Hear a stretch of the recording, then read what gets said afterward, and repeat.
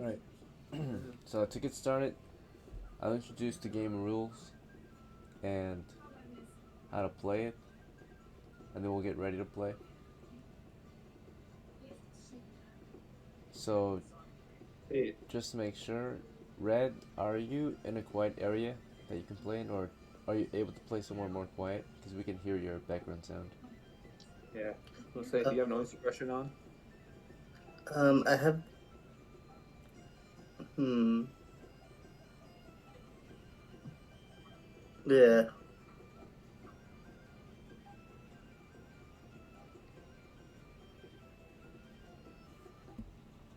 Alright, well, introducing the game is mostly important for just Red because he hasn't played here before, so Red's new. Hmm?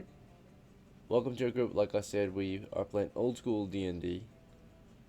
Old school D&D, from what you might have heard, is of course a bit more lethal compared to modern versions. But it's still Dungeons and Dragons. It's still a tabletop role-playing game about adventurers who go out to hunt monsters and treasures for gold and glory in the medieval world of Dungeons and Dragons. In this game, you will be one of these adventurers and will be telling your characters stories. So every game is typically one day of adventure. So the goal is, of course, to survive and get gold and glory and live to tell your tale, right? Now, you know the goal of the game now. You can try anything you want, of course, in this game, but to progress, you'll need gold and you'll need glory, right? To play it, it's very simple. The game starts out with the Dungeon Master describing to you the situation you're in, sometimes providing you with any additional information, such as background information, or making sure that you're well informed before you make your decision on what you'll do, because that moves into step two. Step two is, of course, once you know the situation, you will choose your character's actions or describe it. You are in control of your character, and you get to choose what your character will do, right? Um, Step three is we determine the results of your chosen action. And typically, if there's any risk involved with what you want to try to do, we'll roll the dice, and the dice help us decide whether or not you're successful at what you're trying to do. Alright, that's pretty much it. Any questions or concerns on what old school D&D is or how to play it?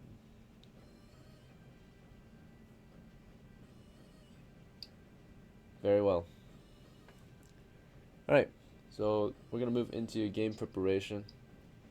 From where we last left off, I think DOCKLA, you were killed in action. Duck, So you'll be yeah. rolling a new character shortly. Mm-hmm. Aside from that, Afsel, do you remember where you last adventured? Was it the East Goblin Cave area? Yeah, I think so. Yeah, okay. With the convoy that went down there. Alright. So, before we start out, we'll say that your characters will start their expedition somewhere at the Elven village. We'll make sure that Afsel was able to make the journey back. But aside from that, we'll roll up your characters here. So Red's character will be starting here. The same with DOCKLA's. Yep. Or Ethan's new character.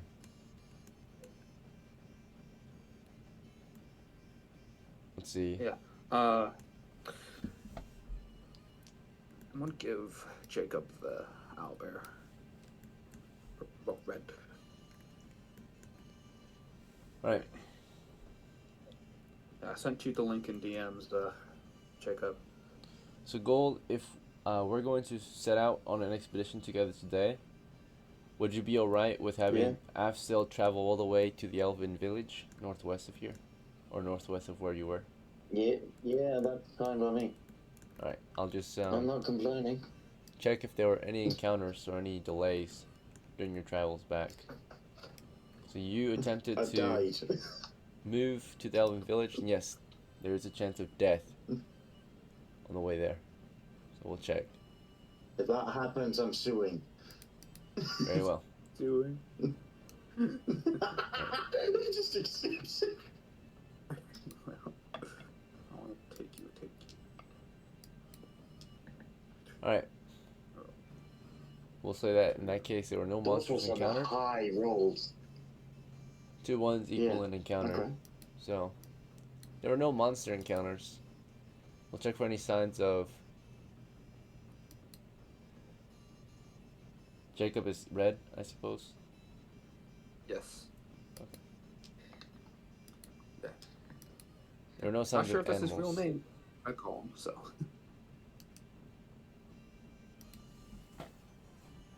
Okay.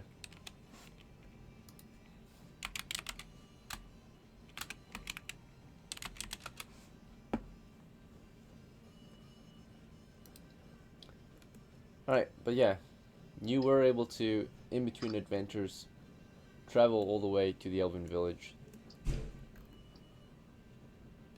It only took you a few hours. On your own, you moved through the Elven trenches all the way back to the Elven village. Alright.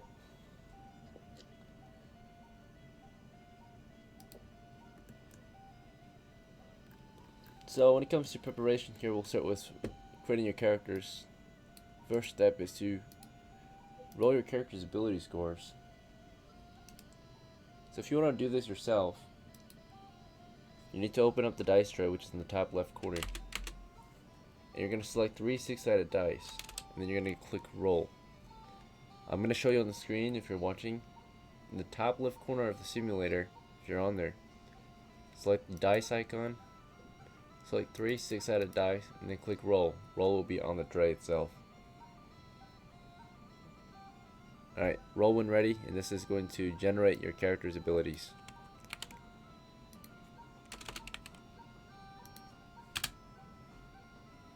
So, either one of you can start.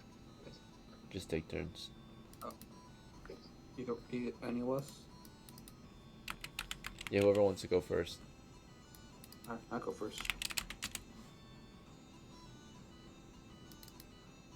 Hopefully good roll for strength then. Please, God. That's a 6. Alright, I'm gonna use that fudge of mine to make that an 18. Okay.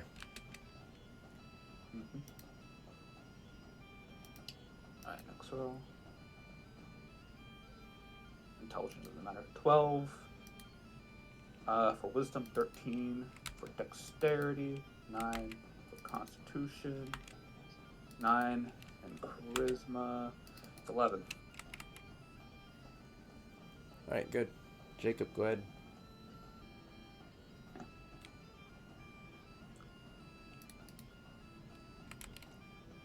If you can, go ahead and read them out to me. Yeah.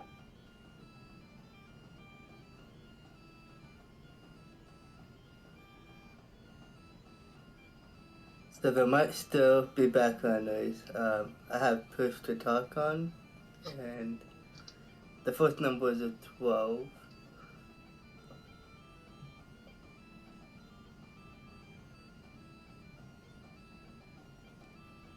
Then a 10.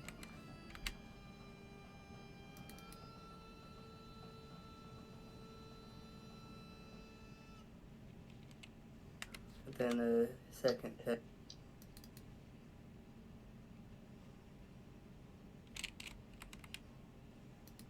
$11.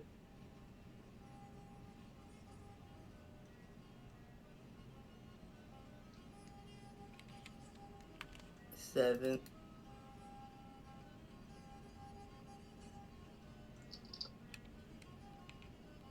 And then 13. I think that was 6 fours, right? Right. Alright, so the next step is you will both be choosing your character's classes. Your options are the following 9 classes, which I'll show you on my screen. You can choose between these 9 classes, 2 of which are house ruled reskins, 4 of which are the standard core human classes, and 3 of which are demi-human classes. Alright, so we've got anti-cleric, which is one of the house ruled classes. We've got cleric, we've got fighter, so we've got magic user, ranger, thief, dwarf, elf, and halfling for your class options. The most up-to-date rulings, of course, are in the house rules in case you're curious about these character classes.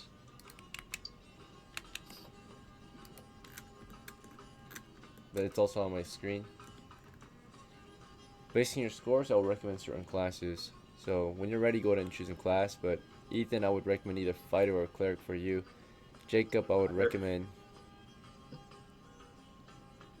Sorry, what were you saying? I said fighter. Okay. Yeah. Alright, Jacob. Needs to be a fighter. I would recommend pretty much any class. Maybe fighter would be best for you due to your high strength. However, you do have a low constitution, so I would stray away from ranger or halfling or dwarf. They require high constitution scores.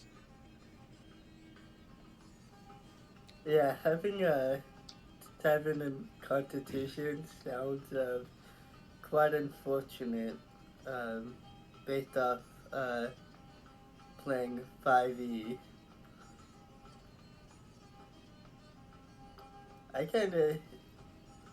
I was kind of thinking Fido, but maybe some versatility.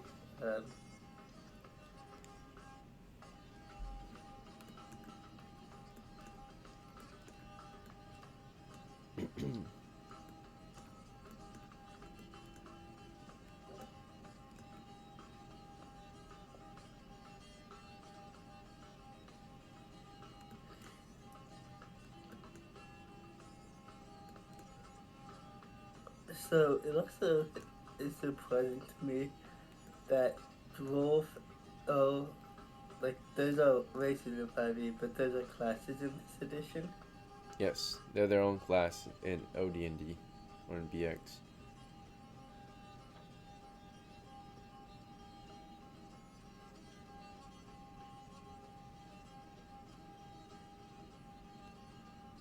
The default race was men in the old days. You didn't pick a race unless you picked the class that was a different race.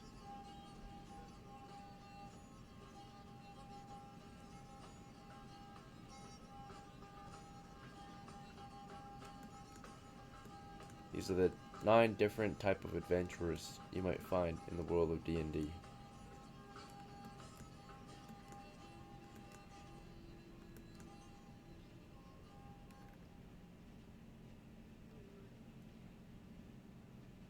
Do you know what class you want? I think I should pick a class that has a larger hit die, which seems to just be dwarf and Fido. My recommendation, due to your low constitution score, is to pick fighter then. Fighters don't need a high constitution to do their job.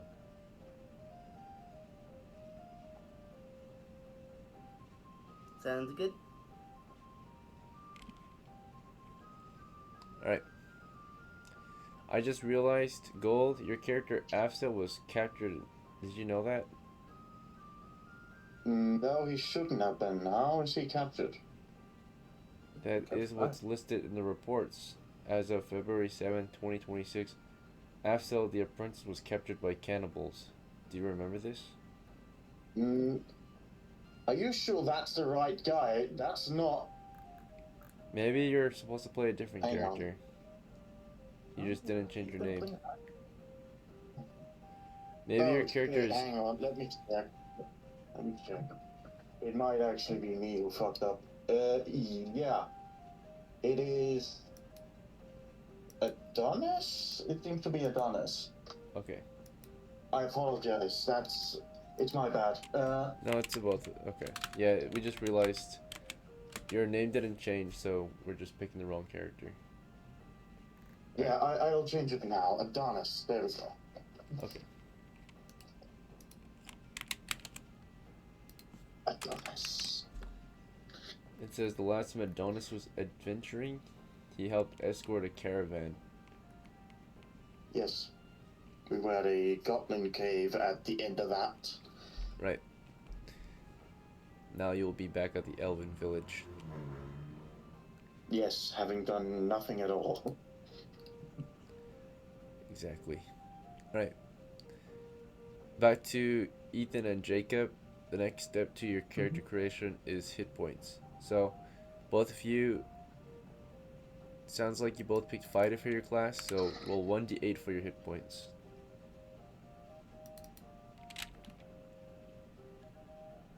Got 6. Alright, Jacob, roll 1d8 for your hit points. 8-sider. Okay. Not bad. Unfortunately, due to your low constitution score, you do have a -1 penalty. So you start with 3 instead. The next step is to roll your character's starting funds. Go ahead and roll 3d6 for your starting funds. 13. So,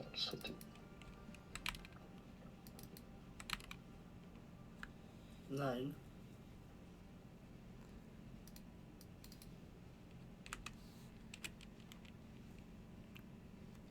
Alright. Both of you are starting out with a pretty good set of gear. Before this, you both were, of course, veterans. You finished your first enlistment in whatever military organization you had been a part of, and now you're seeking to provide or continue providing your services as an adventuring fighter, or in other words, a sellsword, right? So, as an adventuring fighter, you currently own a set of clothes, a helmet, and a pack full of supplies to start you off. In addition, you have your own personal funds, which you rolled for, and this can be used toward any additional gear you might want, which might include weapons or armor, equipment, supplies, tools, etc. So when you're ready, you can tell me what you want. We can also take turns picking out what we want, but if you don't know what you want, we'll go to the other person. So starting with Ethan, do you already know what you want? Yes. Can I inherit the stuff from DOCKLA second? This is going to be the heir, so. Alright, just a moment. Yep.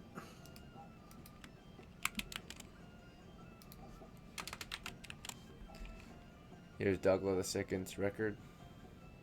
Should be at 0 of 5. Right, so he was dragged back to base with all or most of his gear intact. If there was anything that he could not carry while being dead, that would be left behind. But the armor was left on him, and his weapons look like they could have been left on him. Yep, there's no outliers, so you're able to inherit all of this gear. Of all this gear, is there anything you don't want to inherit, such as maybe his set of clothes or his damaged heavy helmet? Yeah, let's leave the damaged heavy helmet and clothes on him. Okay. He can be buried with those items then, but everything else you'll take. Okay, there was actually one thing that he couldn't take, or you couldn't bring back. This was left out there wherever he died, the 10-foot pole. It was not slung, Yep. so it was just carried. So that was lost. Everything They're else, cheap. yep, was recovered. Yeah. Then he also gets that pen, got the pieces that we gained last time.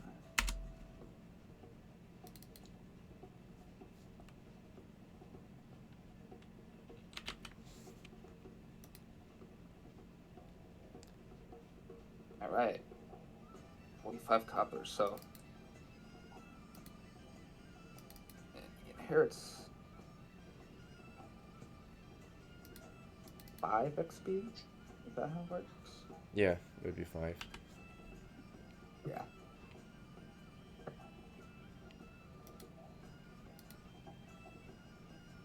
So, what I want to purchase is upgrade, get a heavy helm.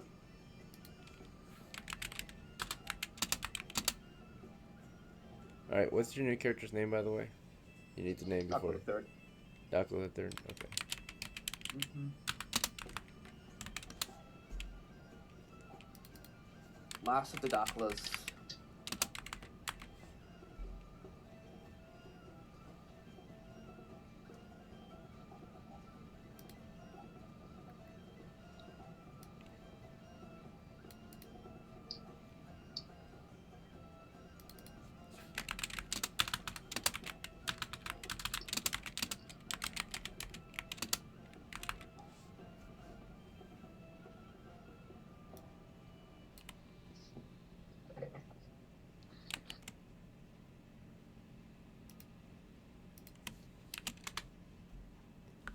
Alright. Is there anything else you want to purchase? So, yeah, I want to get a heavy helmet. Okay. Anything else? And offers. I got nothing else. I don't think I need to buy anything else. Yes. Very well. Old equipment. We will hire retainers though, if that's fine with you right now. If we do that right now or later. Yep.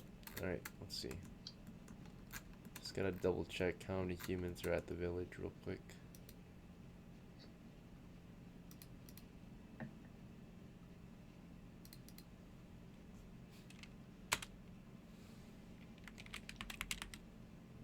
A lot.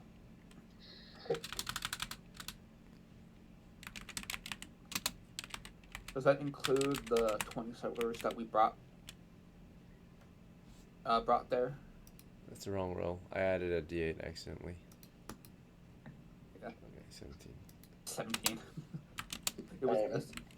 It was destined to be 17.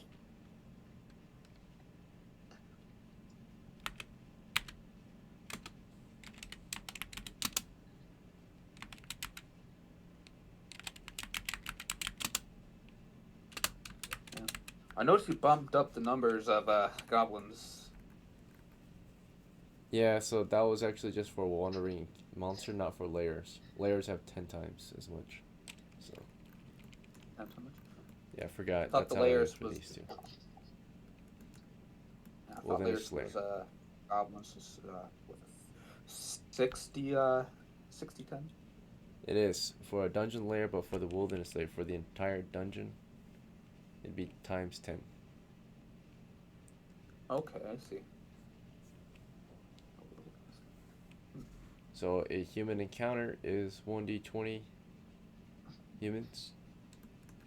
A human village, of course, so like a hamlet or a surrounding homestead is 1 to 20 people. But the entire village or hamlet might have about 10 to 200 people, on average 100. Okay, I see. Multiplied by 10. That's where we get the numbers for this settlement and all the others like it. So would there be technically? Well, that's for just settlements, right? Yes. Okay. It's for layers, wilderness settlements / layers, right? The headquarters of a monster or people, right? The main base. Yeah, I imagine the main base is a lot bigger. All right, we're gonna split these humans up. Some of them are gonna be living east of here, so let's do 75, 78 here, 75 over here. Oh yeah. I also noticed the village of Euthanasia starving civilians. Yeah, there's too many people there, so they're starting to starve.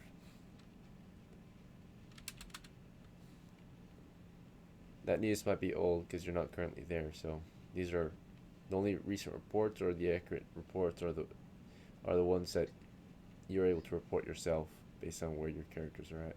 So let's see. Okay.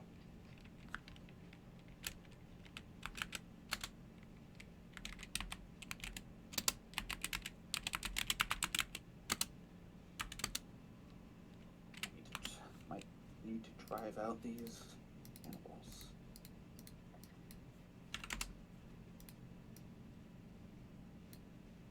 Alright, so the Elven Outpost mostly houses humans now, in that forest north of the trenches, but it's also defended by a lot more people as well. So let's see. Alright.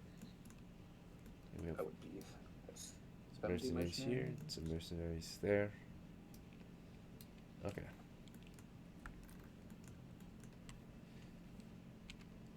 So you wanted to hire on some men. I had to account for the two of your characters being created because you both have been recently created. That will detract from the population. So particularly the military population, I think. I think we'll just, yeah, because you're not just civilians. So in that case, two of the mercenaries here have completed their service, maybe a month's service with the elves, and now are free to go as they please. Now they're adventurers, which is DOCKLA the third, and of course Jacob's new character. All right. You wanted to hire some men? Let's wait on that. For now, let's just do personal gear purchases. Jacob, let's get him a turn to purchase his gear. Jacob, what gear do you want to purchase for your character? You have 9 coppers.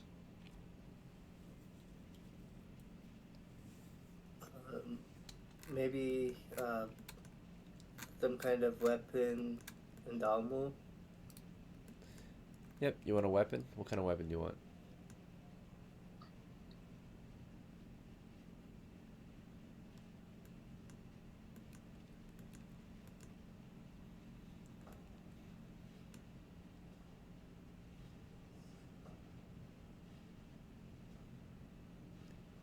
Do you know what kind of weapon you want? I was thinking maybe like a sword.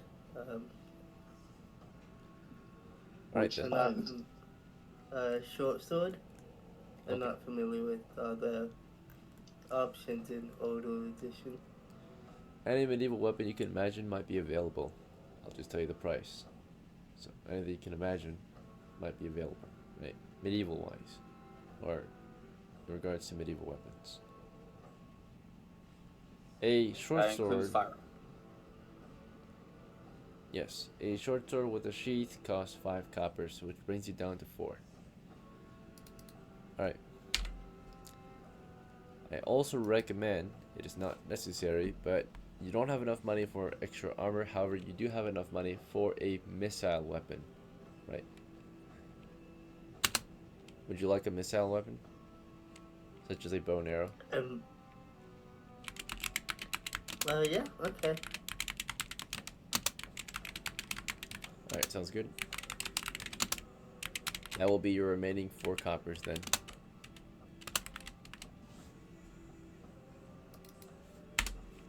Alright. And what would you like to name your character? Someone mentioned the name Bob seemed fitting earlier. Okay.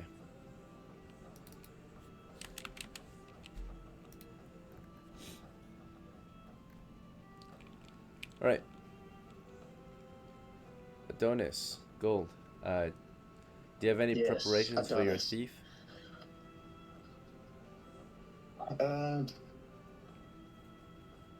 I would like to re-roll the HP.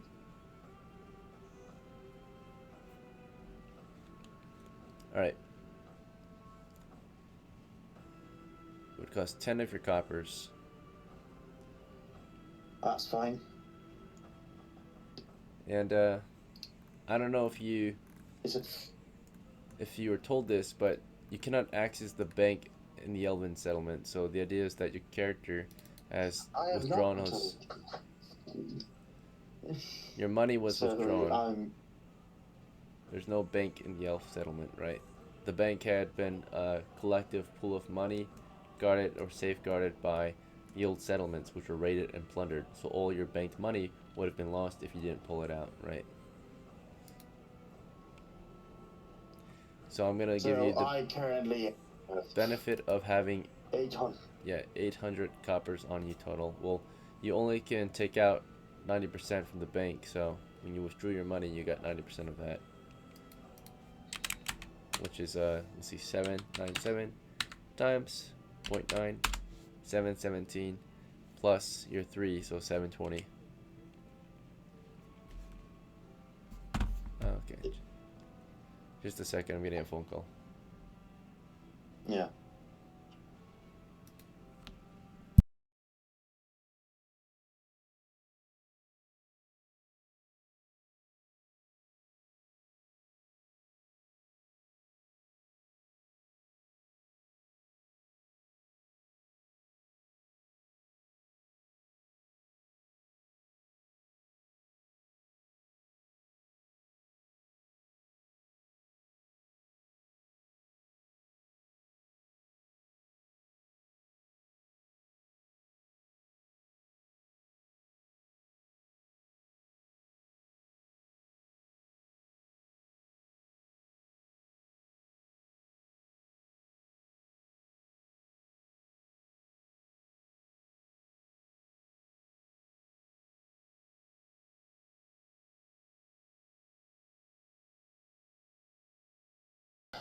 How much is a house in this town? Lot. How much? That's probably the typical house prices, you know. Which is Alright, I'm back. a house. Oh, welcome back. So you have 720. Are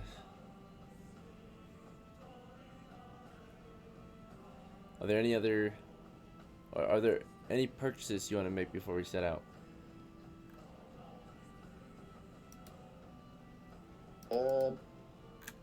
How much is a house again? You want to buy a house? Yeah. I'm not wasting my money on buying it. Okay. Let me have a look then. In the list of items. Sure.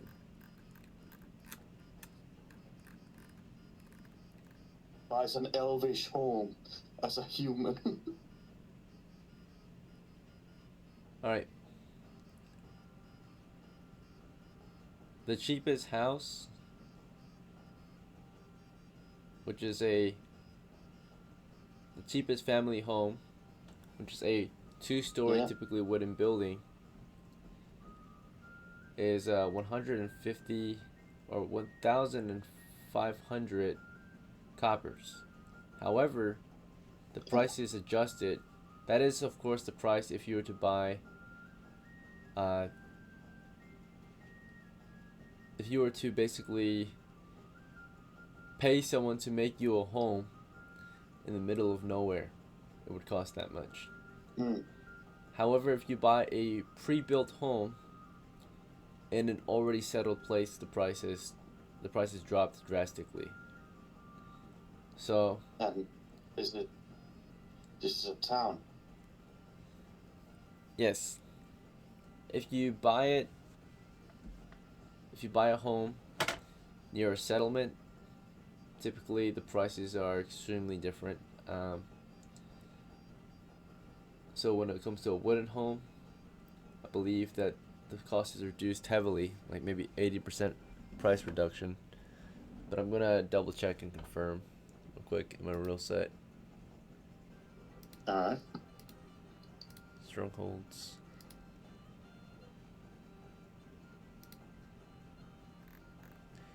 All right, yeah, it's 80% reduction in price. So, and if you want it to be furnished with basic furnishing, right? It's an additional 25% of the original, or 125%. So, it costs. Interior features may cost 125% of listed costs, 125%. So therefore, a furnished wooden building, let's see, 125%, so it costs, okay, times 125%.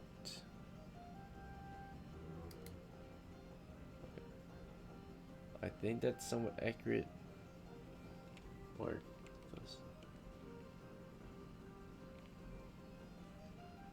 Oh no, it's supposed to be plus 125. Yeah, plus 125. Alright, so 15 plus 1.25%. That's incorrect. Okay. It'd be 15. Let's see.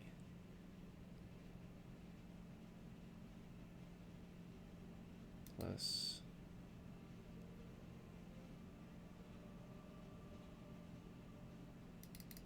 How do I do the math here? 125. May cost 125% listed cost. So it's supposed to be 100% of the cost, but plus 25%. So be 15.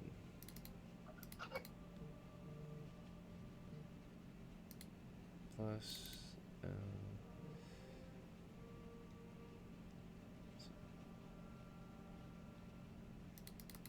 15 times 1.25 plus 15. Okay.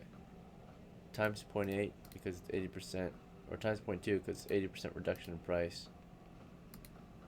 Also, we want it to be furnished, which we, yeah. So, I furnished a 2-story home that's made of wood is 675 coppers. 675 coppers. Yes, so you could With afford furniture. it. It is an already made home in the yeah. It's gonna be an ELVEN homestead, right? A wooden home. And this is an actual house. It's not an apartment. This is not a hut or a cabin. Buying it. Yeah, this is like a family home, right? So Yeah. you bought the family home for ADONIS. This is a 2-story, 30-foot square building typically. It could also be 1-story, 30 by 60. What kind of shape do you want it to be? A longhouse shape, a townhome shape, or a we'll take the two-story one. 2-story? Okay, Yeah. so you want it to, yeah, 2-story. You can either have it 2 stories, no basement, or 1 story and a basement. That would be 2 stories technically still. We'll go with a story and a basement. Okay, sounds good. You can always upgrade it and add more in the future, but for now, it's 1 story and a basement. We'll see. Alright.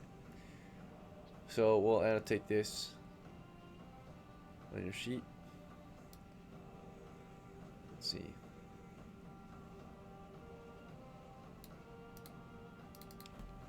There's no more bank money. Yeah. That's a lot of money you just spent. I mean, it's a good investment. Just at least you just don't lose it all. So Owns 30-foot or owns wooden home in the ELVEN village. Owns furnished wooden home. Alright, so yeah, you met with the the Elven, basically, you met with the Elven, or the Lord of the Elves, and you asked about purchasing land and a home here, and you discussed plans on. You gave reason of why, so he would probably ask why you would want to live there for sure, right? Live among the elves. He tells you, of course, what it entails. If you buy a home on their land, you will be paying their taxes, right, for their protection. So you do have upkeep or maintenance fees if you buy a home. So it will be, of course, That's fine. monthly payments more than likely, or they'll let you know when you have to make payments. But actually, to defend your home, and you have to pay upkeep for not just taxes but for maintenance and for Yeah. anything else, right? So your home has upkeep. You don't you only have to pay the upkeep whenever it's necessary, though. It's not like a regular daily fee. Right. Right. I also, as mentioned, want to reroll my HP, and you said I was 10 copper? Yes, for you it'd be 10. I'll double check though. Hit points is, or it's 1 EP times previous hit points. So it's gonna be 1 EP times previous hit points. So that'd be not 10 actually. It's what's an electrum piece? It's 5 silvers, which is 50 coppers. It'd be 50 coppers for you to reroll your hit points. Let's see, you had 720 minus 675. So you're at 45, you're 5 off. Yeah, we're not doing that, then I'm just gonna stay in the fucking back and not die. EP. Oh, Jesus. Not more expensive reroll hit points now. Yeah. Right. That would act as almost like 45 days of hard conditioning to your body, right? Would be the idea, right? So it wouldn't take you 10 days, take you 45 days, a little over a month, and then you will feel some changes in your hit points, right? It could potentially go up to, a very high amount, right? So let's see. I suppose there might be short-term training if you want, but then the bonus will be smaller. You might only be able to increase it by a single point. So if that's the case, you can pay 10 coppers as you originally planned to do, but you would not be able to reroll your hit points. You would just get a single +1. Would you be fine with that? Yeah, no. No? You want to save it? Okay. No. Alright. So you remain at 45 coppers. Do you want to leave this money in your home? Your home is equipped with standard furnishing, which could include a chest, right? Or a safekeeping Yes, container. I would like to have my 45 copper there. Alright. I no longer have to trust the bank.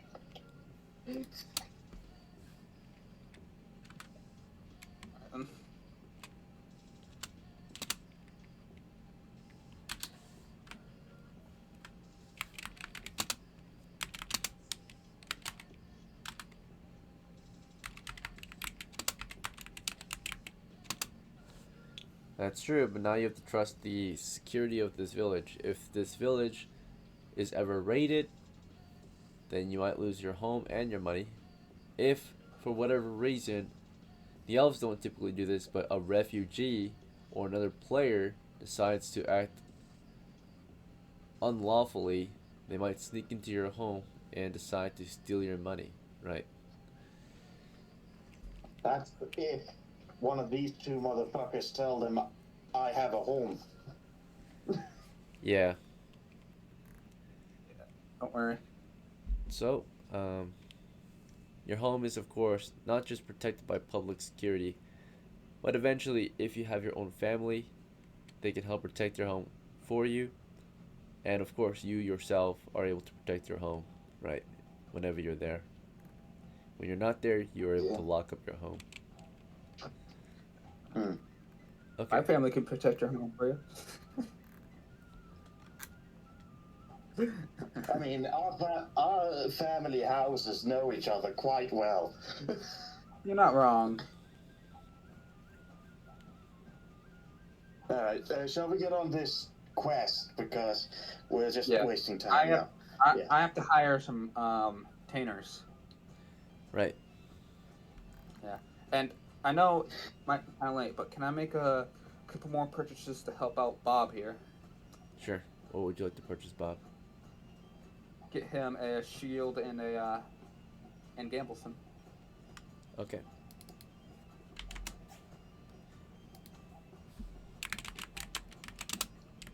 Now he's a formidable fighter. All right. Jacob, are you all right with this? Ethan wants his character to buy Yes, your characters thank and you. whatever. All right. All right.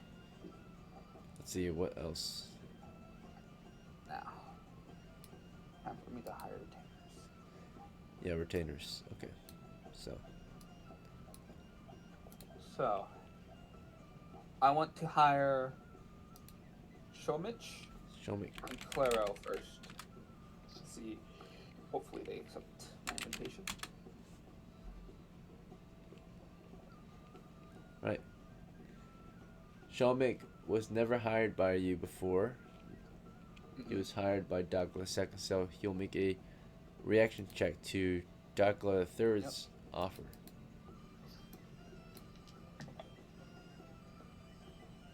He reacts uncertain of the offer, thinks about it.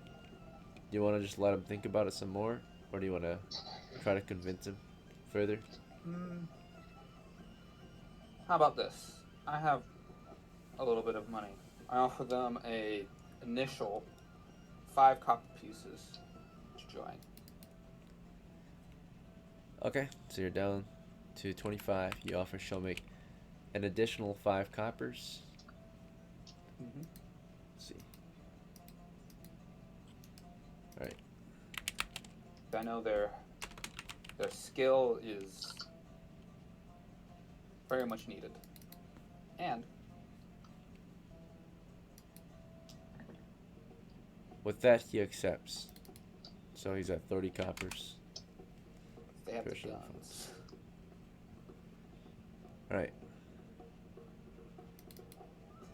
And we'll say that he did spend some money for himself in his pastime. He's not just going to let that money sit there. So he spent about half of his funds on other things, which allowed him to gain some experience. So he went up to 23. So he enjoyed himself for a bit with his hard-earned money. Buy himself any armor. Let's see. The other character, what was it? Claro? Claro, yeah. Hopefully we can get this one because she's the one who has the actual gun. I gave her the same offer. Okay. She accepts.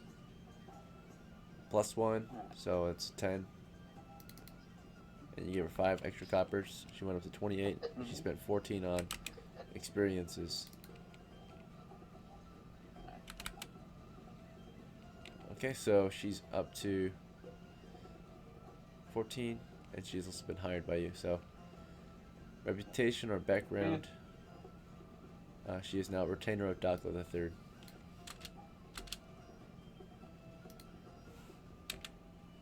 Same with Shomek, retainer of DOCKLA the Third. Alright then. As of today. And I will try to hire. Would Heinrich be here? I remember he went back to town. Heinrich.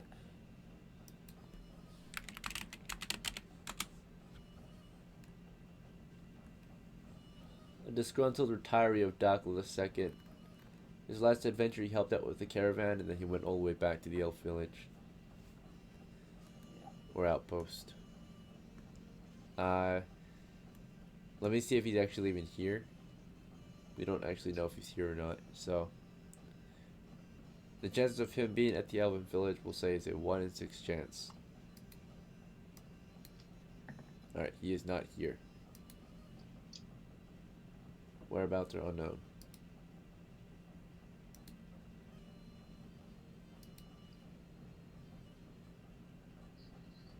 on.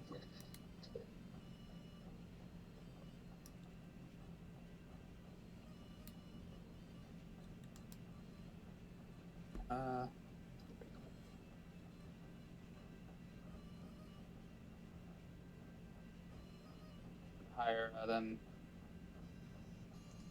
Eastbourne then. F4? Okay. Yeah, F4, my bad. F4, F4. Alright, doesn't matter. Let's see. Let's check if he's here. Alright, last time Edward ventured was also the 19th of December. He was also one of the crew that helped escort that caravan, and then he also retired. So we're gonna see if he's actually even here, because there's multiple places he could be. He could be at the village, he could be at the outpost, he could be at one of these camps, right? So we'll say there's a 1 in 6 chance he's at the elf village out of all those different places. He is not. So he's not here Okay, either. then. There are others And you can hire I- if you want to spend time in game to hire people, right? Well, I still have a lot of people to try to hire. Is Cap on here by chance? Been a while. I don't know if his wounds have fully healed yet. Let me check. Last time. Pretty sure it's been a week since last joined us. It says Kaplan has a punctured chest until the 25th of December. It is currently the 22nd. 22nd. Oh no, it's 23rd right now. It's Right, 22nd. then nah. Let's try to hire then Sigpin, the halfling. See if he's here. How do you spell it? CIGPN. I don't PEN.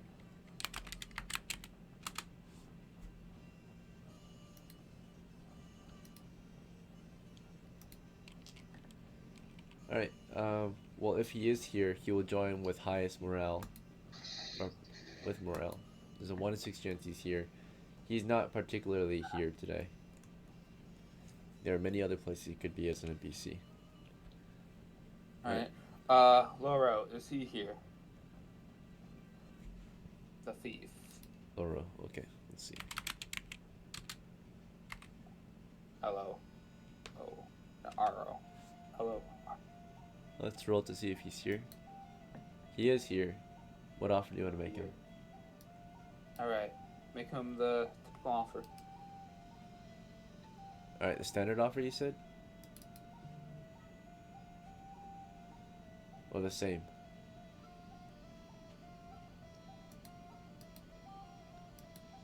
Oh yeah.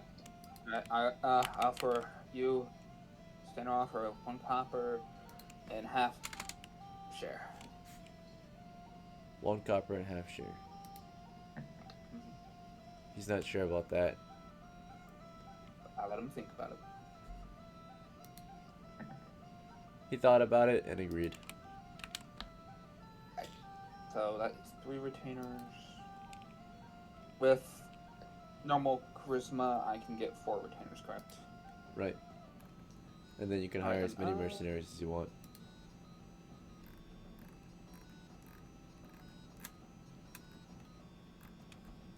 I think that is all I'm going to get for today. I don't. Everyone else is somewhere else, so.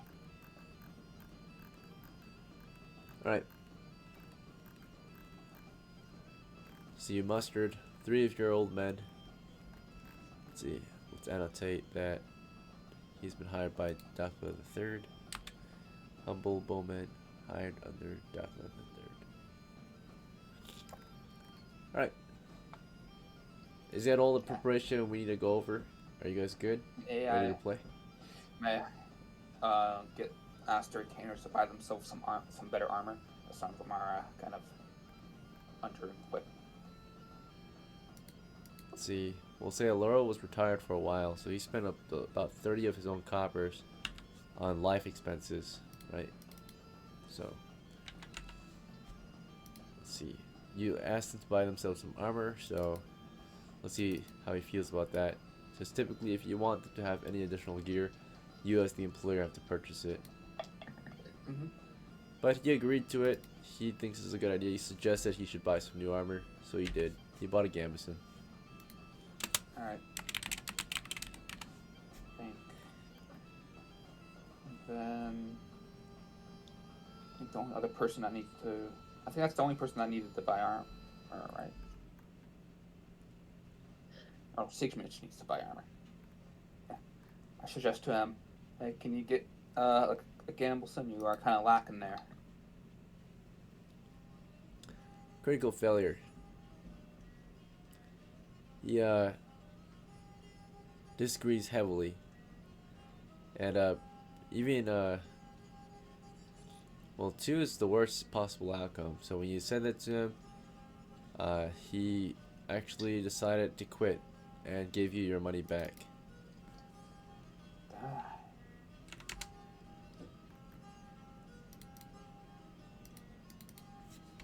For whatever reason, Damn. yeah, that he did not take that kindly and he quit.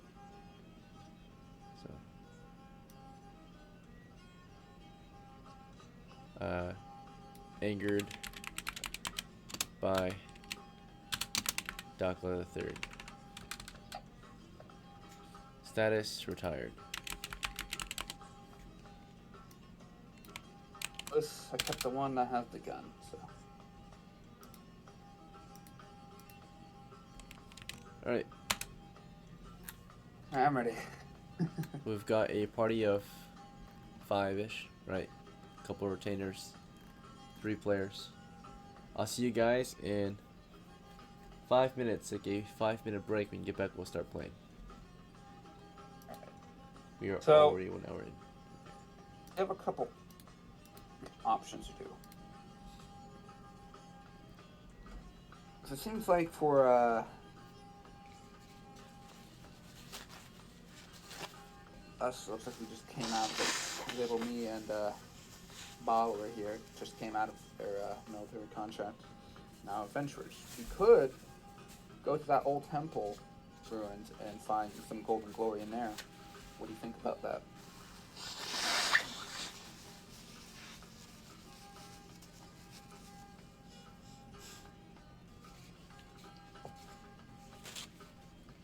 There we go. What do you think about that, Gold? I mean,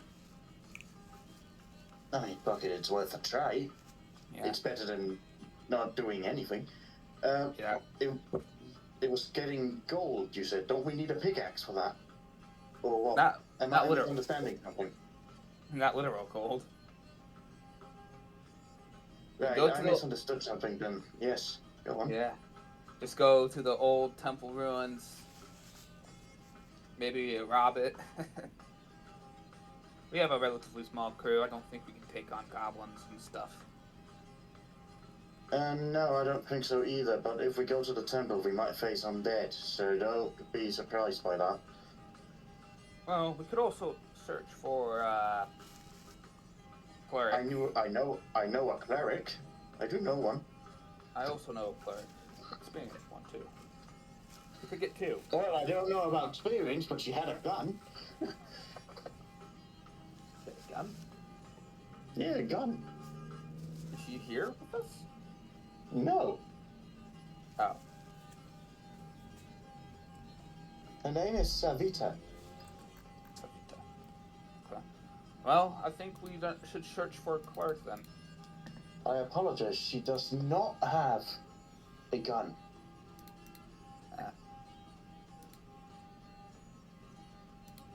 But she is a cleric with cure light wounds. Look at that, just rolling dice. I'm scared now.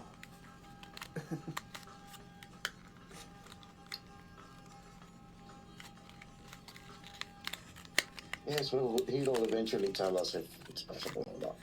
Yeah, I'm terrified. Oh no. What did he roll?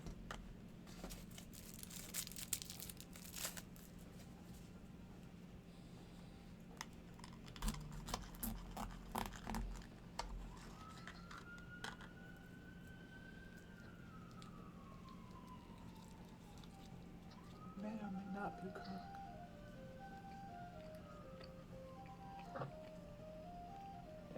But this character is going to be highly lethal in melee. Highly lethal. Especially if we fight goblins. Like, if he ever hits a goblin, he does double damage. Because he's doing double damage, he gets to add a +3 to each die. So, minimum of... minimum of 8.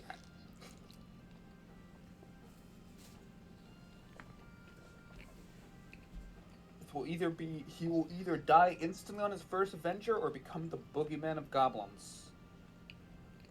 I mean, I'm fine with going to the temple. Yeah, we should do that. Yeah, I'm saying temple is because, well, smaller area, you know. Of course, Yeah, small that's crew. We're not equipped to go crusading around the. We don't have the men to crusade around. I mean, we could always hunt a bear. That would do something.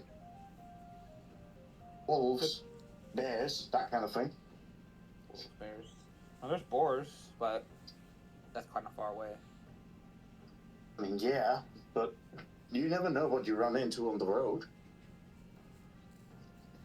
But we might be traveling in the trenches for faster travel. Because we're not exactly the lightest people around, you know?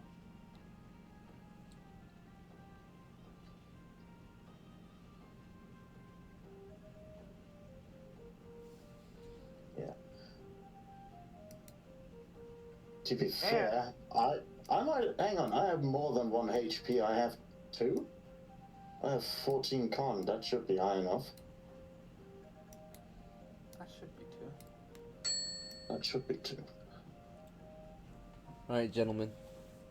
Your 5-minute break is over. Yeah. So Yes. we're going to start our game.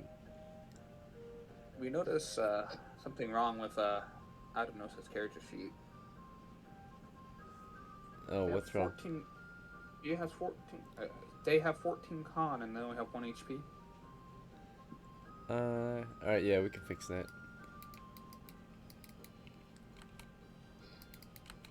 At least she won't die immediately. I know it's a small thing, but still, if it makes me survive, I survived. Yep. Right. Shall we just get going to the temple, or should we buy some holy water beforehand? Before you decide your action, let me describe to you the situation you're in. Your party has formed up here at the ELVEN village. It is December 23rd. In your crew, we have 3 adventurers and 2 retainers. And 2 of you are brand new. You've just recently formed this crew. One of them has hired on 2 retainers who have past experiences with his predecessor. And as you're forming it, we're teaming, preparing to set out for adventures. You have your own plans and your own ideas of what you might do for today's adventure. However, the ELVEN village is always looking for mercenaries to help escort their caravans across the trenches or along the trenches so that supplies can be continually delivered to all the different posts and troops along the trenches. This job has not been very dangerous, but you will be paid. It's guaranteed you'll be paid a day's wage. And if you successfully complete the mission and make your way back to base, you might even get double pay. But you will be in charge of helping to escort a caravan. The caravan has, of course, the food for the men. It's a food caravan. So it's got food for all the soldiers fighting on the trenches, or at in the trenches, right? Would you be interested in such a job offering, or would you rather take on some other kind of adventure? What do you think? You guys care? I think we should just go to the old temple ruins. Maybe we can find more fortune there than...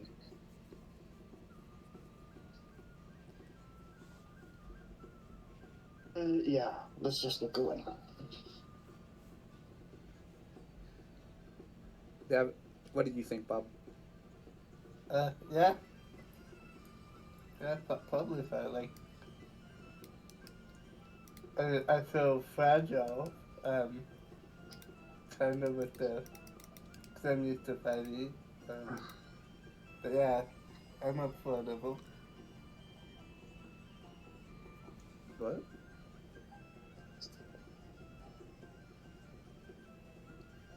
Bob is a yes man. He. Oh, you're just gonna be a yes man. Okay. Yeah. Right then. And I don't know. So you said you want to go to the temple too, or do you want to?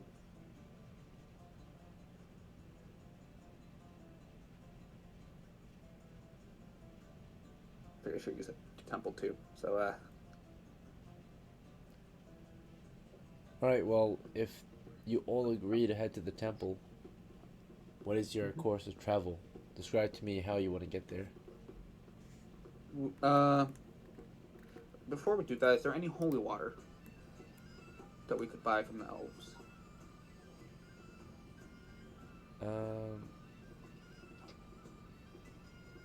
Yeah, sure. You go to the temple here at the Elven Village and they might have some for sale. However, they don't procure it as often as human temples do. Therefore, the price is actually a bit higher.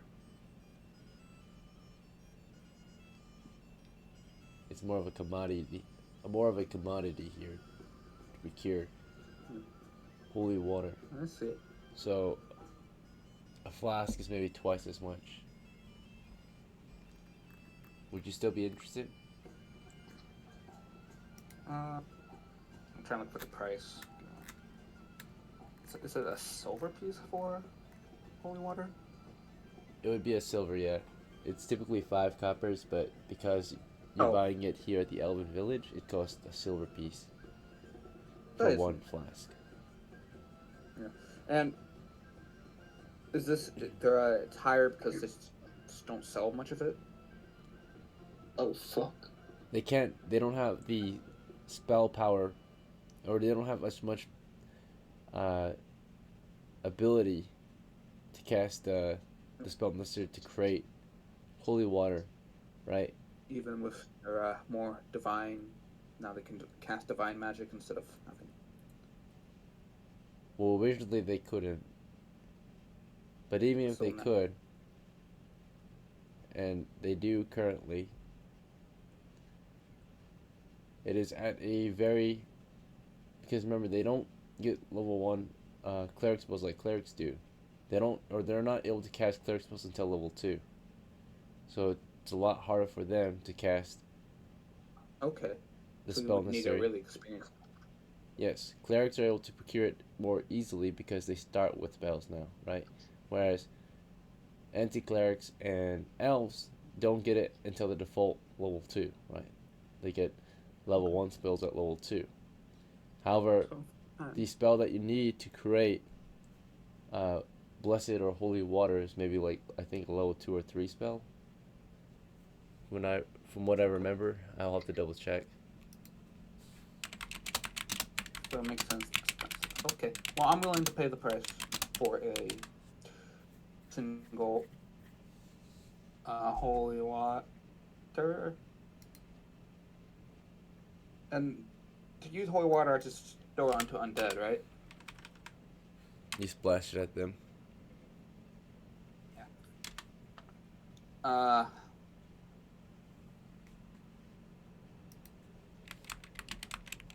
We'll buy my holy water and give it to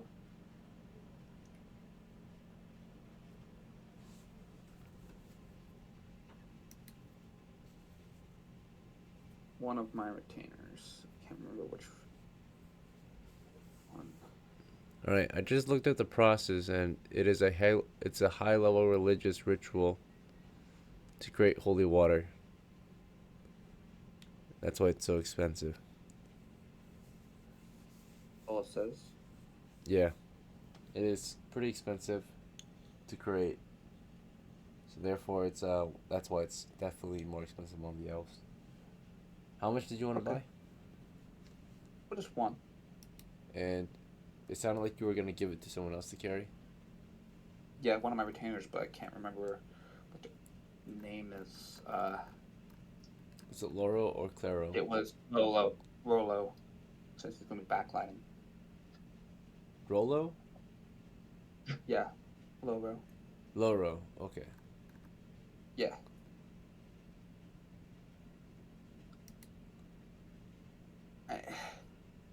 Use this when you see undead. He doesn't have a pouch to carry it. Do you want to buy him a pouch? Yeah. Or a satchel? Okay. I'm wrong.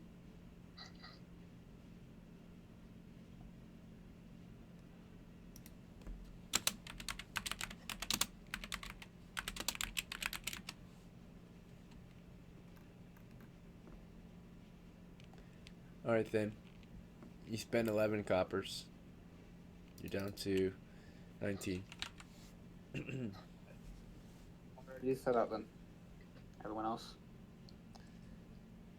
Adonis and Bob, while DOCKLA was making some more purchases at the temple, were you doing anything?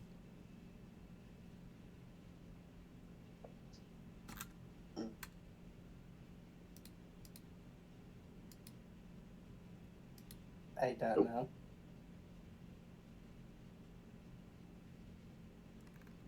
This is your chance to play a role or to role play. It's your turn. I'm just giving you a chance, right? You know you're in a situation and you gotta choose your action, right? So you're currently at an elf village, in case you forgot. And DOCKLA went out to go purchase some more gear. In the meantime, is there anything else you want to do to prepare? Or anything you want to do before you set out, if you're going to wait on him?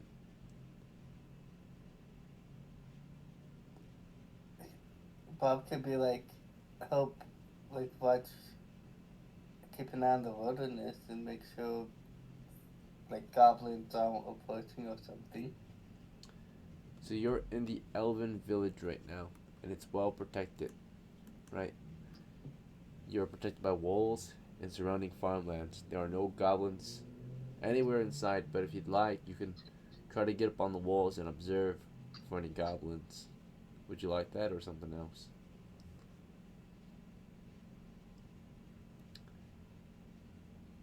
Because currently where you're at, you can't actually see the wilderness. You're inside the walls, or you're within the walls of the elven village. So if you want to see the wilderness, there are many ways you can do this. You could either ascend the walls, or leave the village, or get somewhere else higher up that you can look over the walls from, if you want to proceed with that action.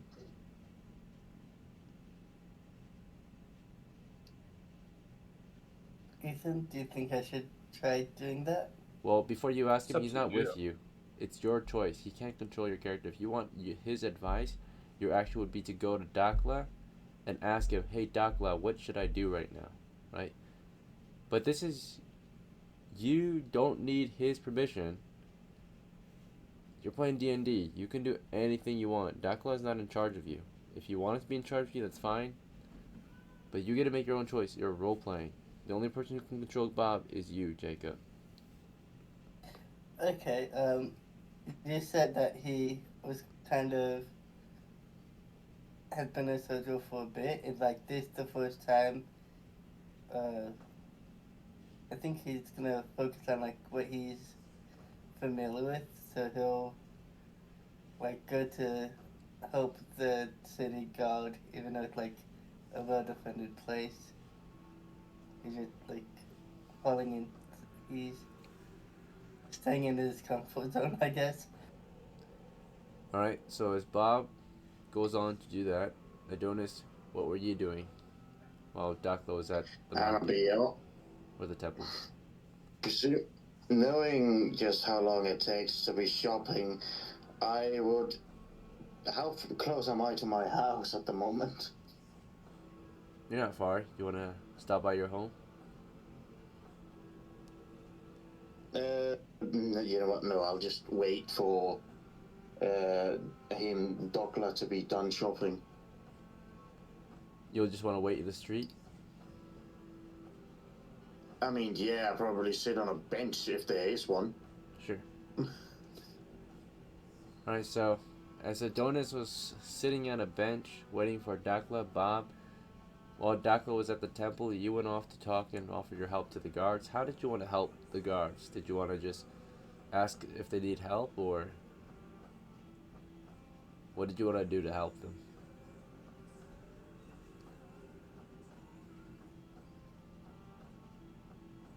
Yeah, I guess ask if there's like any places that are proportionally less staff, like less guarded. Okay. Let's see how the guard reacts to that. The guard reacts confused, maybe uncertain. Let's check your charisma. Alright, you have a +1, so in that case, he's a bit confused at first, but then realizes who you are, that you used to help stand watch as a mercenary, and you were recently let go of, right? You finished your monthly contract. So he realizes you're one of them. And he says, oh, yeah, I was a little confused on why you were asking about what wall was unguarded. That doesn't sound like a good question. It sounds like a question a spy might ask. But, yes, we typically don't really guard the western wall, because the sea is there. So there's nothing really to watch except the water. We have a few guys there every now and then watching for any sea raiders or pirates and such, but for the most part, that wall is, of course, usually not very well guarded.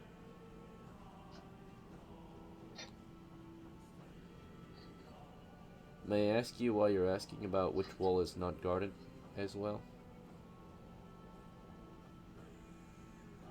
I'm just another of the someone else is shopping, so I figured I'd pass the time by helping keep watch. The guard nods and says, oh, I see. Well, you're welcome to stay here at the gate and help us keep an eye out for any oncoming visitors or signs of enemy spies and such, if you'd like.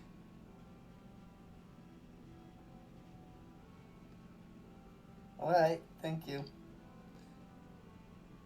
The guard nods and says, yep, you can use the stairs or the ladders to get up onto the walls. Alright. In the meantime, we're going to go back to DOCKLA. DOCKLA, you finished purchasing holy water at the temple. From here, what would you like to do? I get to my retainer and start gathering everyone. Get ready to go to the temple. Alright. Any particular place you want to gather your people? By the gate. Sounds good. Yeah, like. Alright. Adonis, you were waiting not too far from the gate, sitting at a bench, and DOCKLA comes back with his retinue, and he looks like he's ready to go. He's gathering the troop.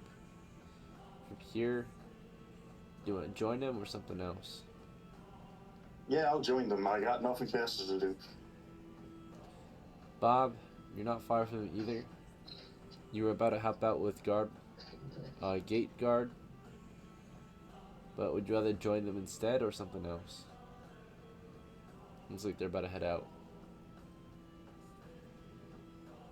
Yeah, Bob is gonna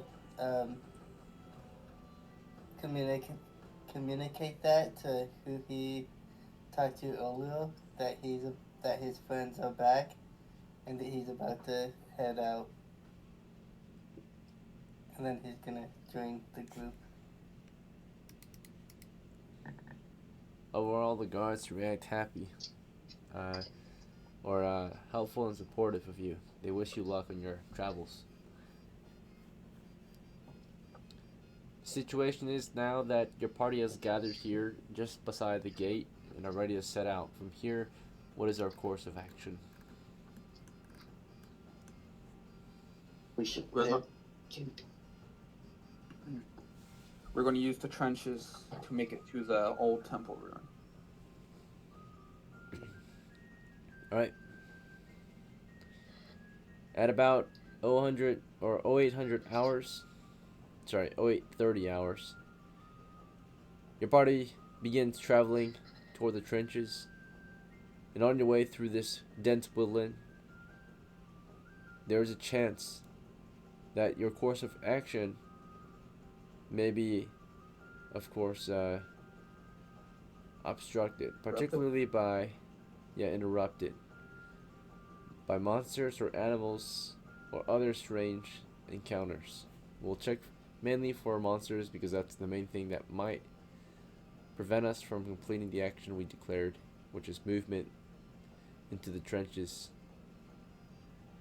First, we'll check for any wandering monsters. We'll check for any animals. Animals don't typically obstruct you, but I let you guys know if they're animals anyway, typically just to give you an idea of if the place is habitable, and of course an option to hunt if you want. On your way toward the trenches, small game was spotted. If you're interested, the small game are medium-sized small game, which might include rabbits. So you spotted signs of rabbits. We are not surprised. They are not surprised. Therefore, you found their footprints. Let's just note it down and then continue on. Yeah. There might be rabbits to the south of here, living in the forest near the coast. After passing through this part, you eventually make it toward a part of the forest that is somewhat more cleared out to some extent, but more importantly along the coast here, as you're marching further and further south, you come across, of course, signs of a trench up ahead. At first you couldn't see it, not until, of course, a mercenary from an outpost within the trench waved at you from his position. He heard you guys and saw you coming and realized you were friendly troops. And the position's not revealed until you're pretty close. The trench is pretty heavily obscured and concealed by, of course, the surrounding forestry or forest, right? The single guardsman at the trench, or soldier, mercenary, he is confused and uncertain. He waves at you and as you approach, he says, "Good morning." Morning. And he will question you. He will say, "What brings you to my post this morning? Any signs of or any news on the resupply?" Yes, they are they're taking a caravan around after they get some protection. We are heading down to the old temple ruins to see if we can find some fortune down there. Of course, while moving along the trenches, help with any goblin attacks if there's any.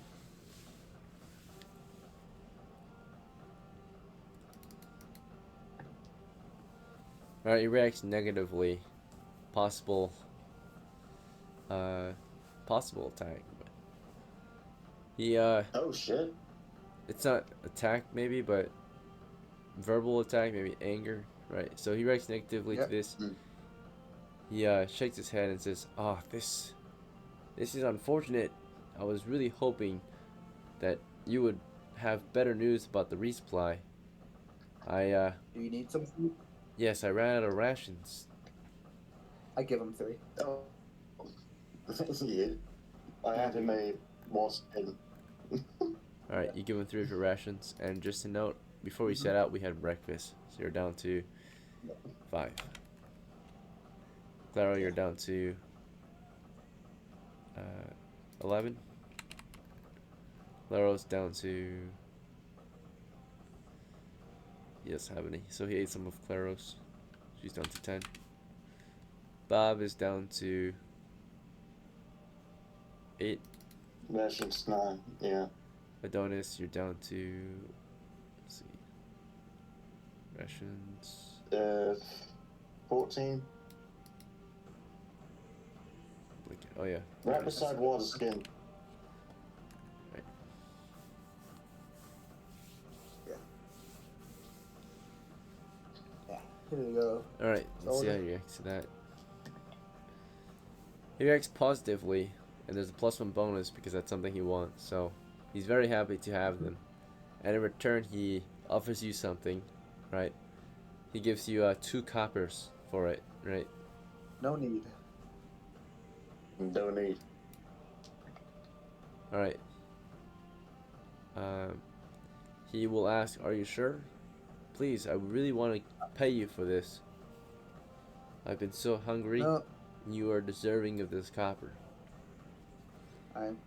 No.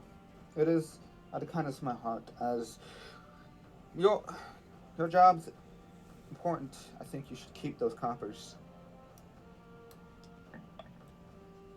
He still reacts somewhat confused. He's like, "All right, very well, but if you change your mind, I'll still be here."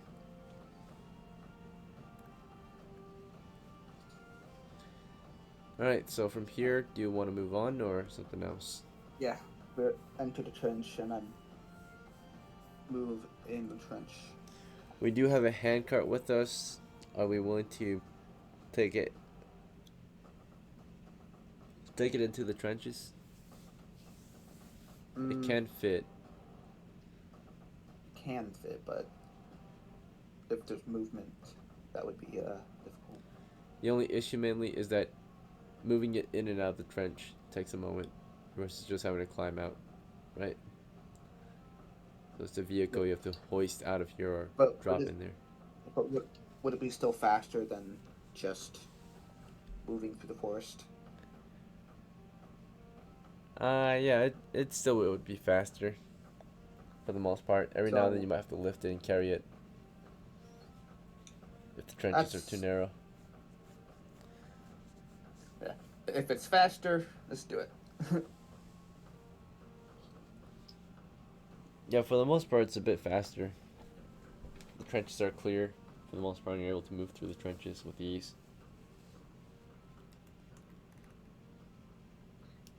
Alright. Our party's overall rate of movement, I think, is medium footman. In the trenches, you're able to move about 1.8 miles per hour. A 10% delay to your movement.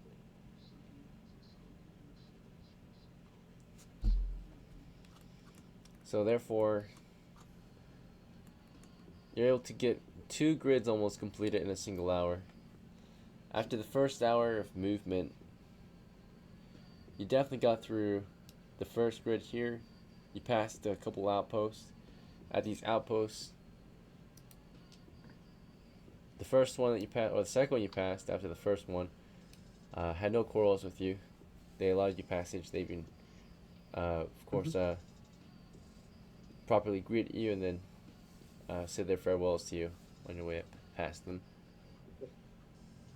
The third outpost was confused on who you were.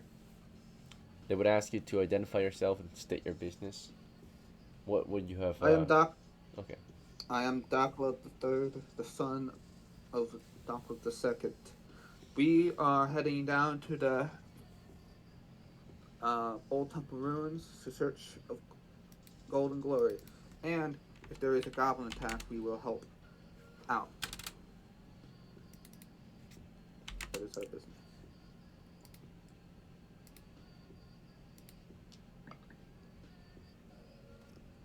Alright. They are a bit still uncertain of the situation. So they ask if you have any written documents or reports to show them. They're a bit confused on why you're moving through the trenches, right? Mainly their main concern is that they don't want you to be spies. So they hear your reasoning, it sounds pretty solid, but they ask if you have any physical proof that you're allowed to move through the trenches. You're moving through a war zone, so. Touche. No, we do not have physical proof.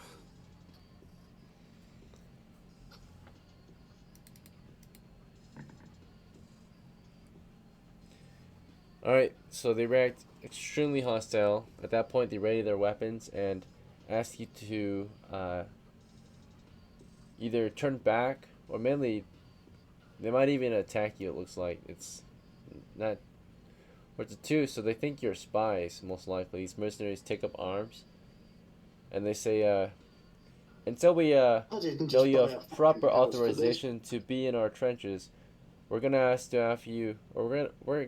ask you to drop your weapons and surrender to us until we can confirm that you are allowed to move through this area uncontested. Do you guys want to comply or do you guys want to fight them or something else? They're ready for a I didn't combat. just buy a house for this shit. So they're not letting you go. They don't think you guys have proper authorization. They think you're spies, right? From the south, because a large group of humans recently joined the goblin regiments and are now fighting against the humans and elves, right? How about this? We just don't travel in your trenches then. We were allowed past the other two.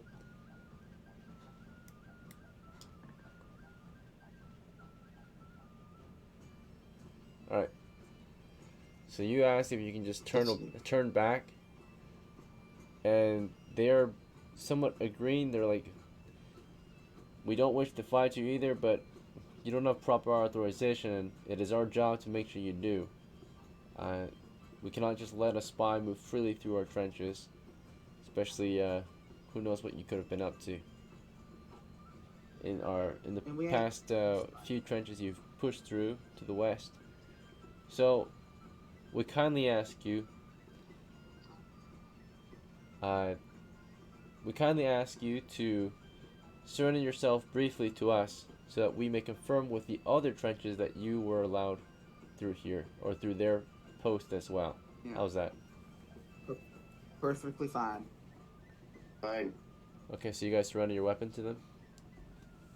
Yeah. Yeah, fuck it. I'm not willing to die. Yeah. Surrender my... I didn't just buy a fucking house for this shit. Alright. So, they watch you. The rest of the troop watches you carefully. They're unsure of who you are still. They're not completely friendly or hostile looking, right? They're just keeping their eye on you, carefully watching. As a soldier or a runner sent out to go confirm that you guys were allowed through, right? The other post. While it's happening, yes. Say something to it. I say, have you guys by chance have heard of a soldier that used to has recently died, a DOCKLA II?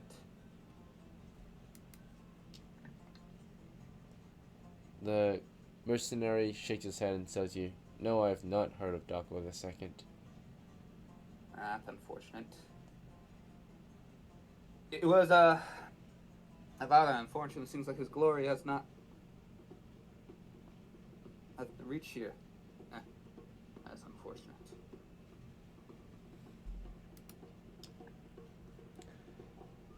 The soldier reacts uncertain and continues to watch you carefully. In the meantime, as the three of you wait, is there anything else you guys want to do or think about or say while you wait for the runner to come back and confirm your authorization through the trenches?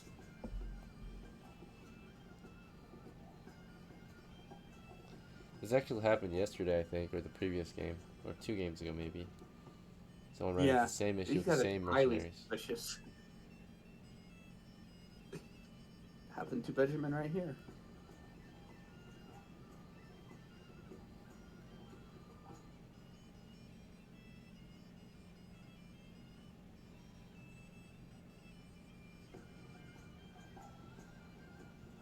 Nothing? Alright. The runner eventually gets back with news. Let's see if it's good or bad. Good news. Your authorization through the past trenches have been confirmed, and therefore the mercenaries can allow you through. So, that was this post here. Now you're moving on to the next post. Mm-hmm. So that this does not happen again, the runner or the mercenaries here at this post decide to give you written documentation signed off that you have been authorized past the previous post, right? Your name is on there, so you sign, he signs, and it's Yep. temporary authorization through the trenches, right?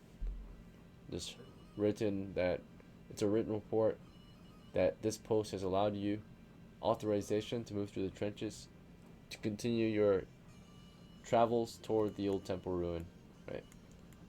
That they sign off that they allowed you passage and that you are of no threat to the trenches. Yeah. And not a spy. I appreciate it. Alright.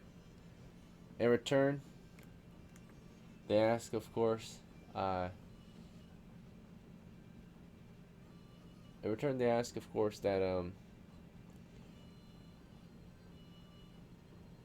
you don't have any, or that you don't speak poorly of the guard. They're just trying to do their job, and they ask that, Nope. they basically just I ask, understand. Wait. yeah, they ask for your forgiveness. They didn't mean to delay your travels. They just have to make sure that you're authorized through this trench. So they No apologize worries. It's about the understandable. inconvenience. I've also heard the tales of spies going through. Yeah, there's been a You're lot of doing your job. infiltration recently. Right. You continue your movement to the next post. At that point, the first hour for surely will have gone by. So, passage of time. We're at 9:30. We get to the fourth post, which watches over the heart of the battlefield, basically, of no man's land. The reaction to you is uncertain, but say you're able to show off your documents and are able to continue on with your travels, unless there's anything else you want to do besides that. Oh, just give them the documents and continue on. At the next post, they react they're friendly toward you, they welcome you, and they don't stop you at all. You're allowed to continue with no issue. But we're now moving into this second hour of the travel, so I do have to check for any encounters, any opposition to your action.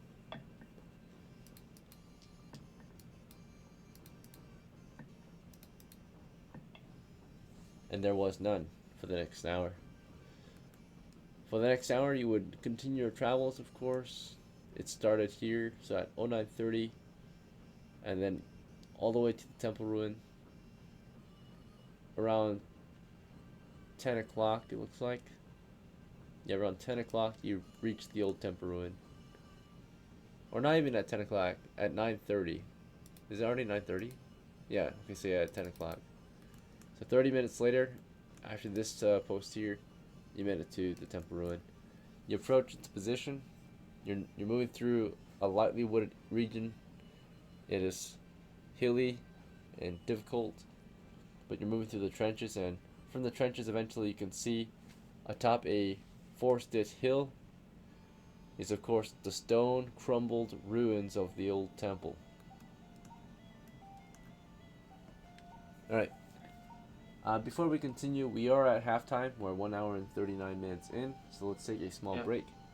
During this halftime, can we have our characters eat? Sure, yeah, lunch? we'll have lunch. Yeah, an early lunch. Yeah. Alright, take 5, gentlemen. I'll be back.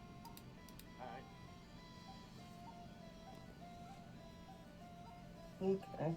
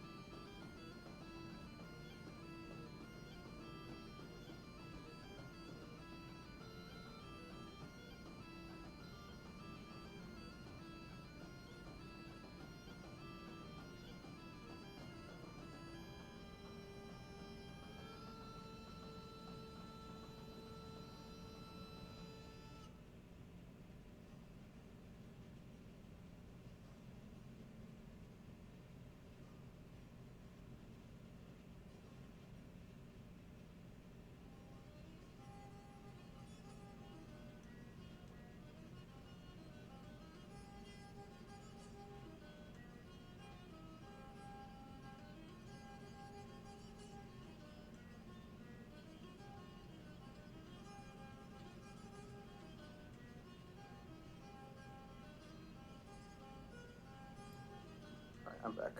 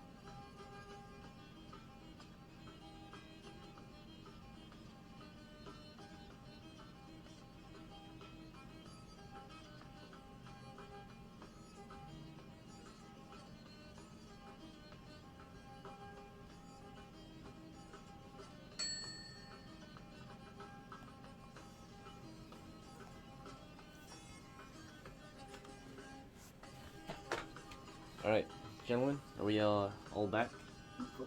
Yep. Gold and Jacob. Yeah, Jacob, you here?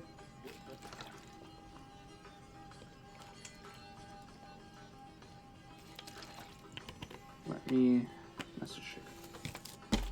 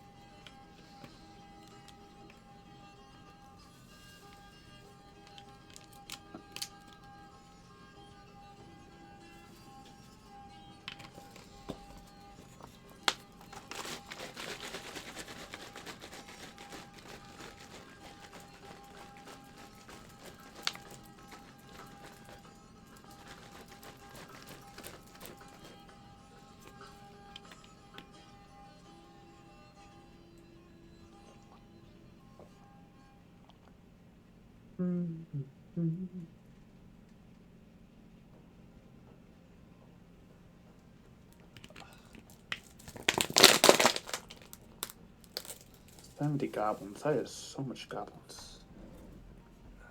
All right, Gold. Yeah. Oh, Gold's here. Okay. We got gold. Up in here for, like I said, yeah. Oh, sorry, I couldn't hear. Your mic is really quiet. It's You because I just had to super switch it from the voice mod to my microphone directly. I see. Apparently, there's a few issues here and there, software issues. Jacob is still not sure. I think it I might. should have fixed it. Is that better? Yep. Yes, you are loud Yes. and clear. There we go. Yeah, The Jacob. magic of software. Yeah, Jacob. If you are there, you are muted. Might be away from the laptop still.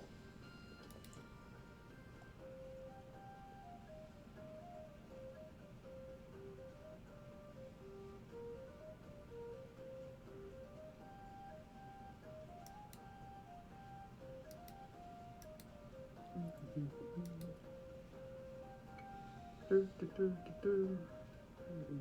is he?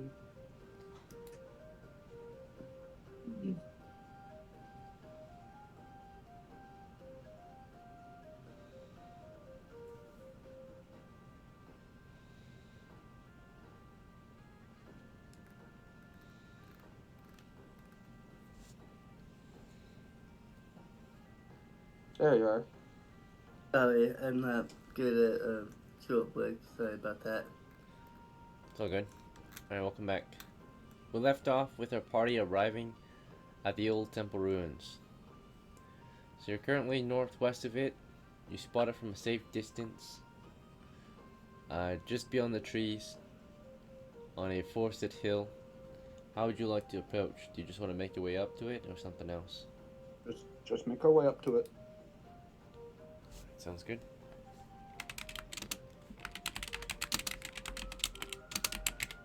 Okay, so your party is now making their way up the forested hill. And from the trenches, the trench that led to the old temple ruin, there is an outpost up there, looks like, or there's an outpost down here actually, if you want to visit it, near the ruin. This is where the troops are, and you probably met these guys the other day, or some of you did. At least a couple of our guys did. The retainers, I think. But yeah, a few mercenaries here at the temple ruin. They're not actually in the temple or at the temple itself. They're in the trenches near the temple. That's it. Yeah. Last time I was here, there was a whole bunch of elves too. Alright, so let's make our way up there then.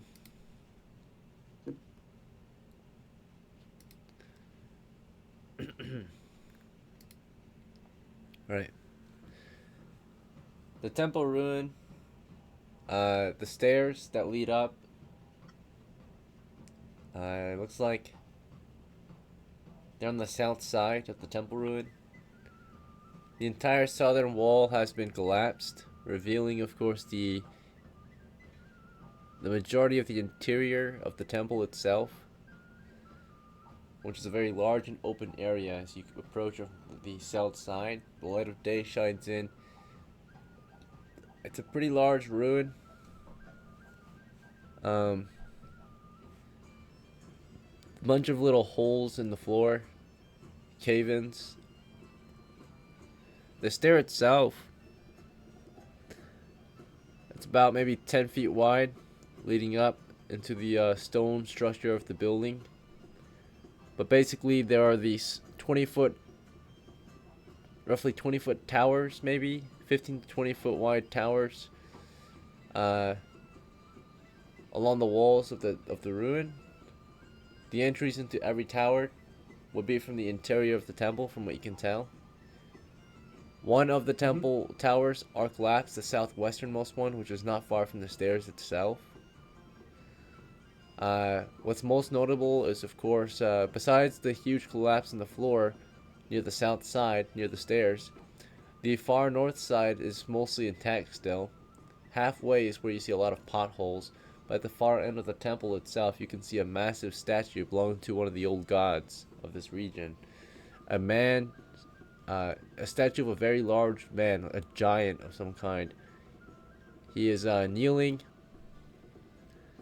and his hands are reaching forward as if maybe grasping something that is no longer there.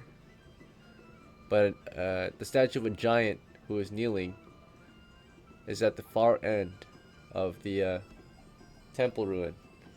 And the size of it is maybe 10-ish feet wide and about maybe 20 feet in length, given that it's kneeling. The platform in which the statue was built upon is again 10 feet wide east to west, 20 feet north to south. From the outside, the temple's dimensions, upon your approach, it appears to be maybe, in case you're mapping right now, it appears to be maybe about 70 feet wide, east to west, and maybe about, let's see, 45. Maybe about 100 feet. 100 feet north to south, something like that, roughly. There are 3 towers along the western wall. There are 3 towers along the eastern wall. There are 2 towers along the north wall. There's nothing along the south wall. The south wall is completely obliterated, completely collapsed, as mentioned before. Just tons of rubble, tons of collapsed wall. You can see that there may have been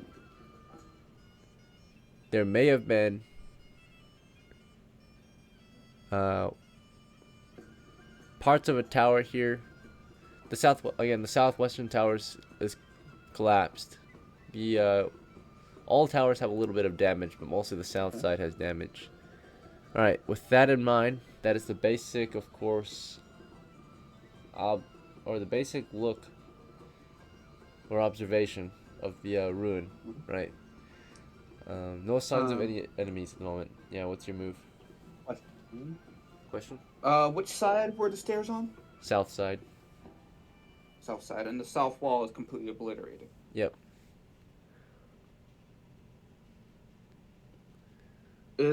I'm assuming there's rubble on us too, right? There's collapsed wall everywhere. So basically, the stairs lead up to the upper level of the temple, but then after that, the floor beyond the stairs and beyond the entry passage is just collapsed. The walls are collapsed. So the main way you would make your way through this is to move through the rubble and eventually climb your way up into the temple. Right. Moving up the stairs, yeah, won't be very practical. What's up? Yeah, let's leave the car out here. This looks like the only true entrance, right? Are you drawing a map on here? What do you say? Are you drawing a map? No. No. Alright, I could provide a basic sketch of the map we've got going on here. Yeah. That would be appreciated. I don't have good map making skills. Alright, we'll say that for this map that we're about to draw out, we'll do every grid is, every grid is 5 feet? The more small scale the map, the longer it takes to draw. Do you want combat grid scale, which is 5 foot squares? Do you want medium scale? Maybe each grid is 10 or 30 feet. 10 feet, 30 feet. Yeah, medium would work. Medium? Okay, so we'll do 10 feet.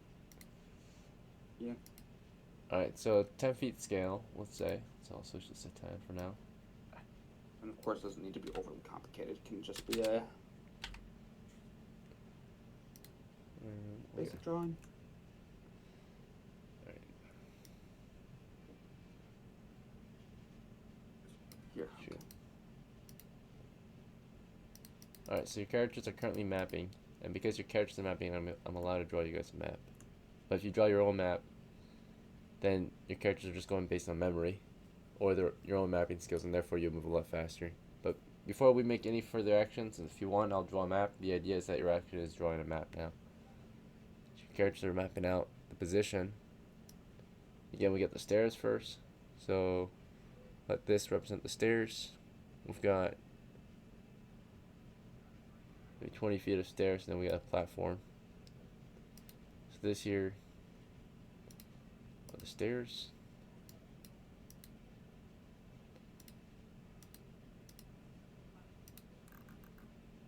Okay, so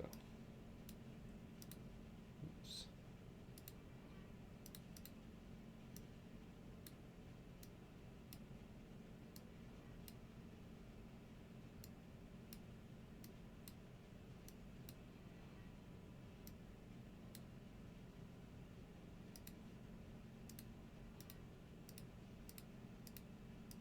Alright, so let that represent stairs. And then of course we've got the platform. Like I said, it's broken, but it would have led into the ruin itself. We've got part of a floor here.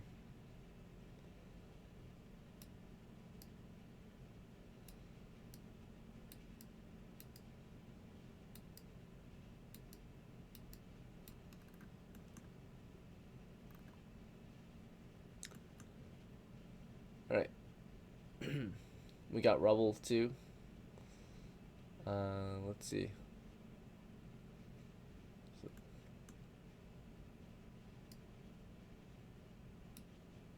We've got the towers. Towers are not terribly far away from the stairs. Let's see. About 20, about here.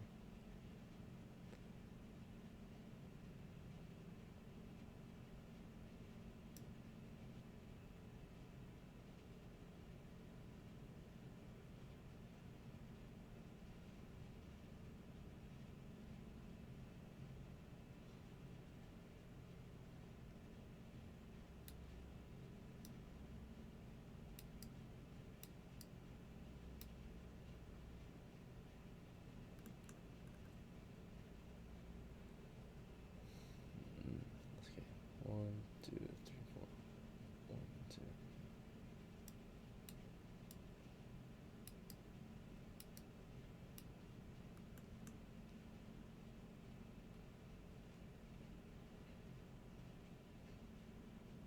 To represent rubble, we'll go with colored black. What up? Nothing. Oh, I thought you said my name.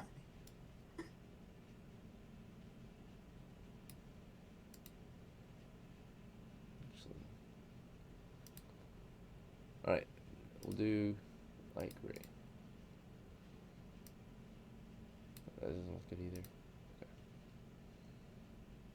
No, we'll do brush. Okay.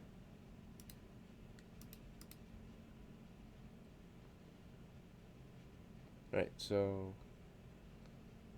for rubble, we've got most of this. It's collapsed.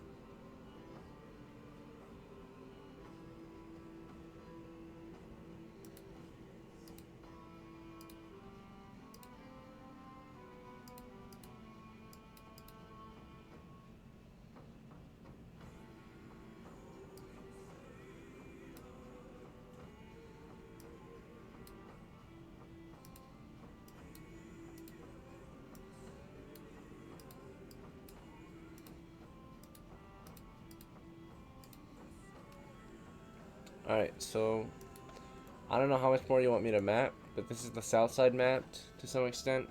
The black would represent rubble. The white would represent the first level of the temple, or parts of it.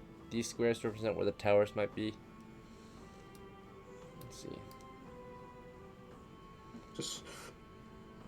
Just one bit. basic math, and it's, All right.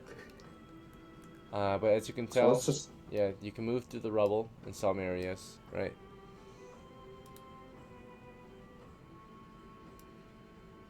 You said the black is levels, right?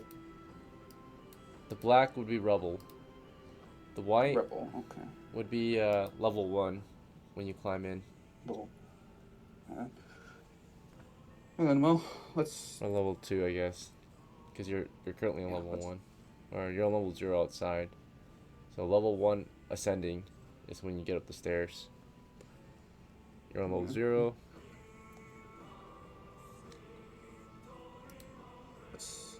Let's head up the stairs then. Okay. Let's see.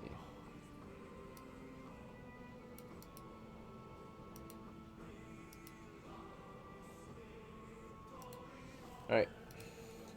Just, yeah, a rough idea of the situation. Okay, you made your way up the stairs, up to the platform. And from here, there's a large gap between here and the rest of the temple. You might need to jump across or build a bridge between this part of the temple to the next part. There's maybe a 5 to 10 foot jump. It's pretty large gaps. Your party was able to ascend the stairs. And from here you can kind of see a lot more. Further in, you do notice that there's potholes. About 3 of them, or 2 of them are visible to you. One to the northwest, one to the northeast. The rubble becomes less sparse for the north. There are larger potholes in the floor further ahead, maybe 2 more. But you can clearly see 2 potholes in the collapse of the floor of the upper level. Aside from that, All right. let's see. So You're able to observe 5 cannibals on either side. They're just hanging out near those potholes. 5 to the northwest, 5 to the northeast. This is an automatic encounter, and let's check if they're on guard or not.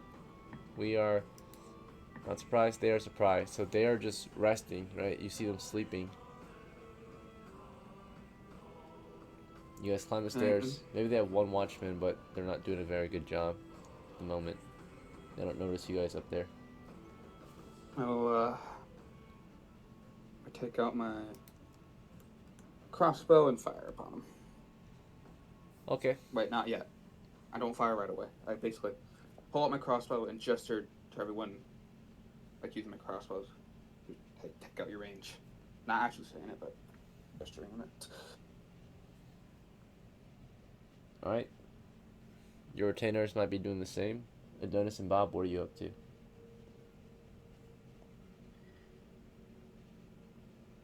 Well, Preparing to.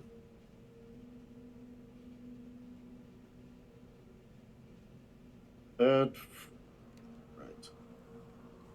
I'm presuming I'm gonna be walking with my pole because, let's be honest here, this is an ancient ass building and there's probably traps. There's cannibals right now. Cannibals, we're using a bow and arrow. We're being a silent motherfucker.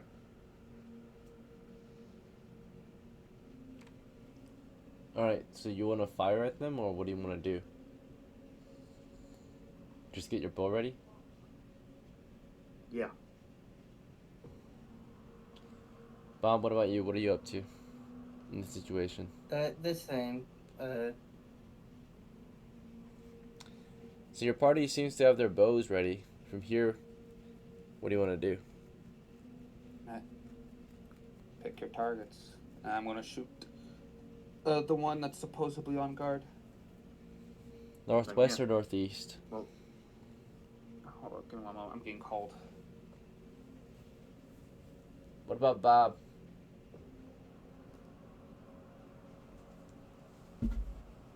And Adonis? I'll let Cavill and.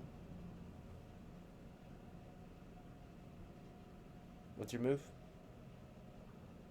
It's like partial cover and like hiding behind walls for extra AC, I think, in this edition. Okay.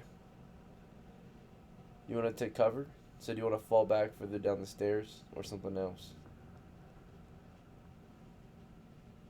There's not a lot of cover up here on the upper level that you're on.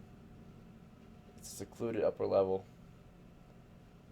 Basically, the stairs that you ascended is basically, it took you up to a platform that allowed you to overlook the rest of the ruins, kind of, or at least the rest of the lower level of the ruins.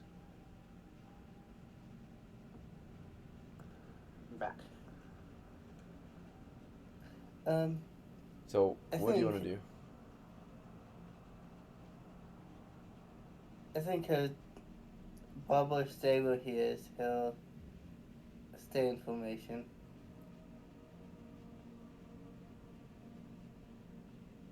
That's all you want to do? You thought about taking cover, and then you ended up just standing where you were? Yeah, like if I move the cover, how far would I be? Like in terms of, will I still be able to attack enemies from where the cover is? If you were to fall back down the stairs, you might not be able to see them anymore for sure.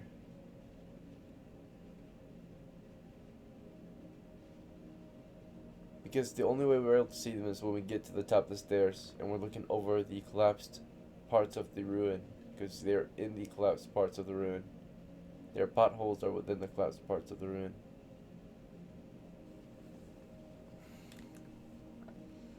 He's gonna stay in formation and start using a short bow when the others start attacking. We got the stairs. We got the platform. We got a sort of other platform area. We got a bunch of rubble everywhere. We got a tower not too far away over here. It's collapsed, or half of it has just become rubble, or majority of it actually became rubble. We got rubble out here. We got rubble over here. Got the other tower around here. This one looks a lot better than the one to the west.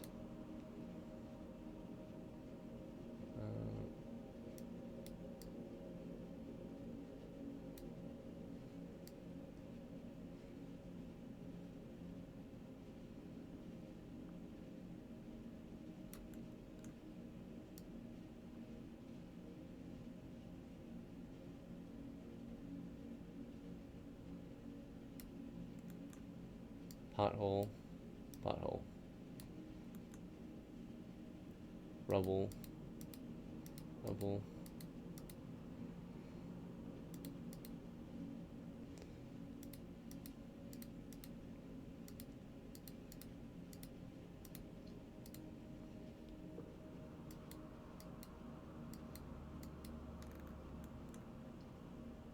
There, collapse on the floor here.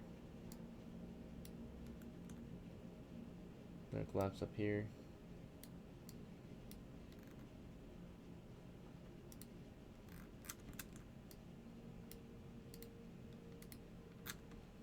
Alright, I'm not gonna draw one to scale because it just takes too long. Alright, we got the statue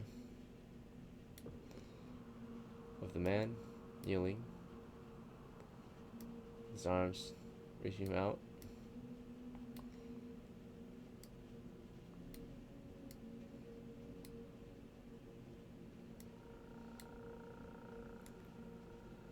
We got his nearby towers,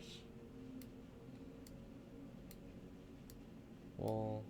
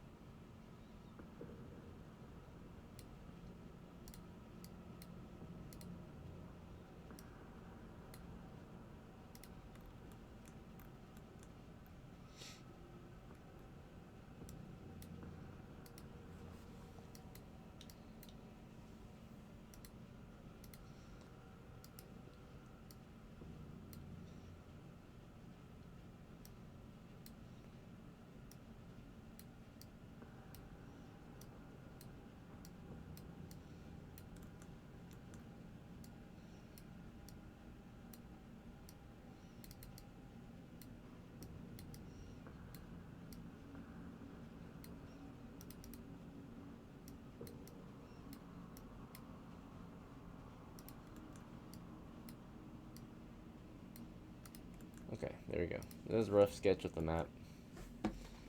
Right. So we got potholes, yeah. Now, may we open fire on Northwest, northeast.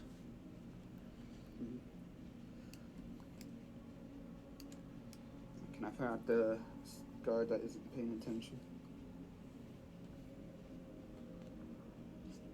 So you don't see a guard at all. You just see them sleeping. There could be a guard, but you don't see any guards. Right? You don't see anyone in the open looking out, but you can see the potholes, and around the potholes, you do see like some people sleeping among the potholes. They look like cannibals, given their appearance, their apparel. Alright then. When we take aim on them and fire at them? You could. However, the platform you're on is not very large. Only about 3 of you can stand in line of fire at once. It's about 10 feet wide. If you crouch, you might allow another row of shooters.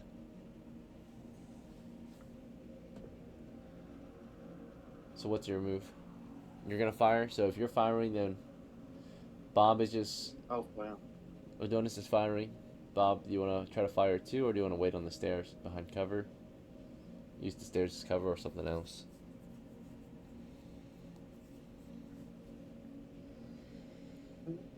I think Bob will try to fire. Okay. So try to find a way to attack. Right. So you all declare your actions. Go ahead and roll 1d20 for your to hit. You're rolling to hit the enemy. The enemy are Is it helpless. fine if I roll it in the Discord? Yeah, sure. The main thing we're rolling for is to see if you can hit a stationary target.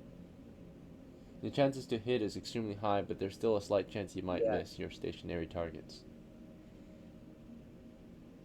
So although they're helpless, or they're almost helpless, you only can see parts of them, and there's still a chance you might miss your target. Hence why you're rolling. I hit. Tell me your scores. I rolled a 19. I got an 8. I heard a 19 and an 8. 19 DOCKLA, 8 Adonis. Bob, what about you?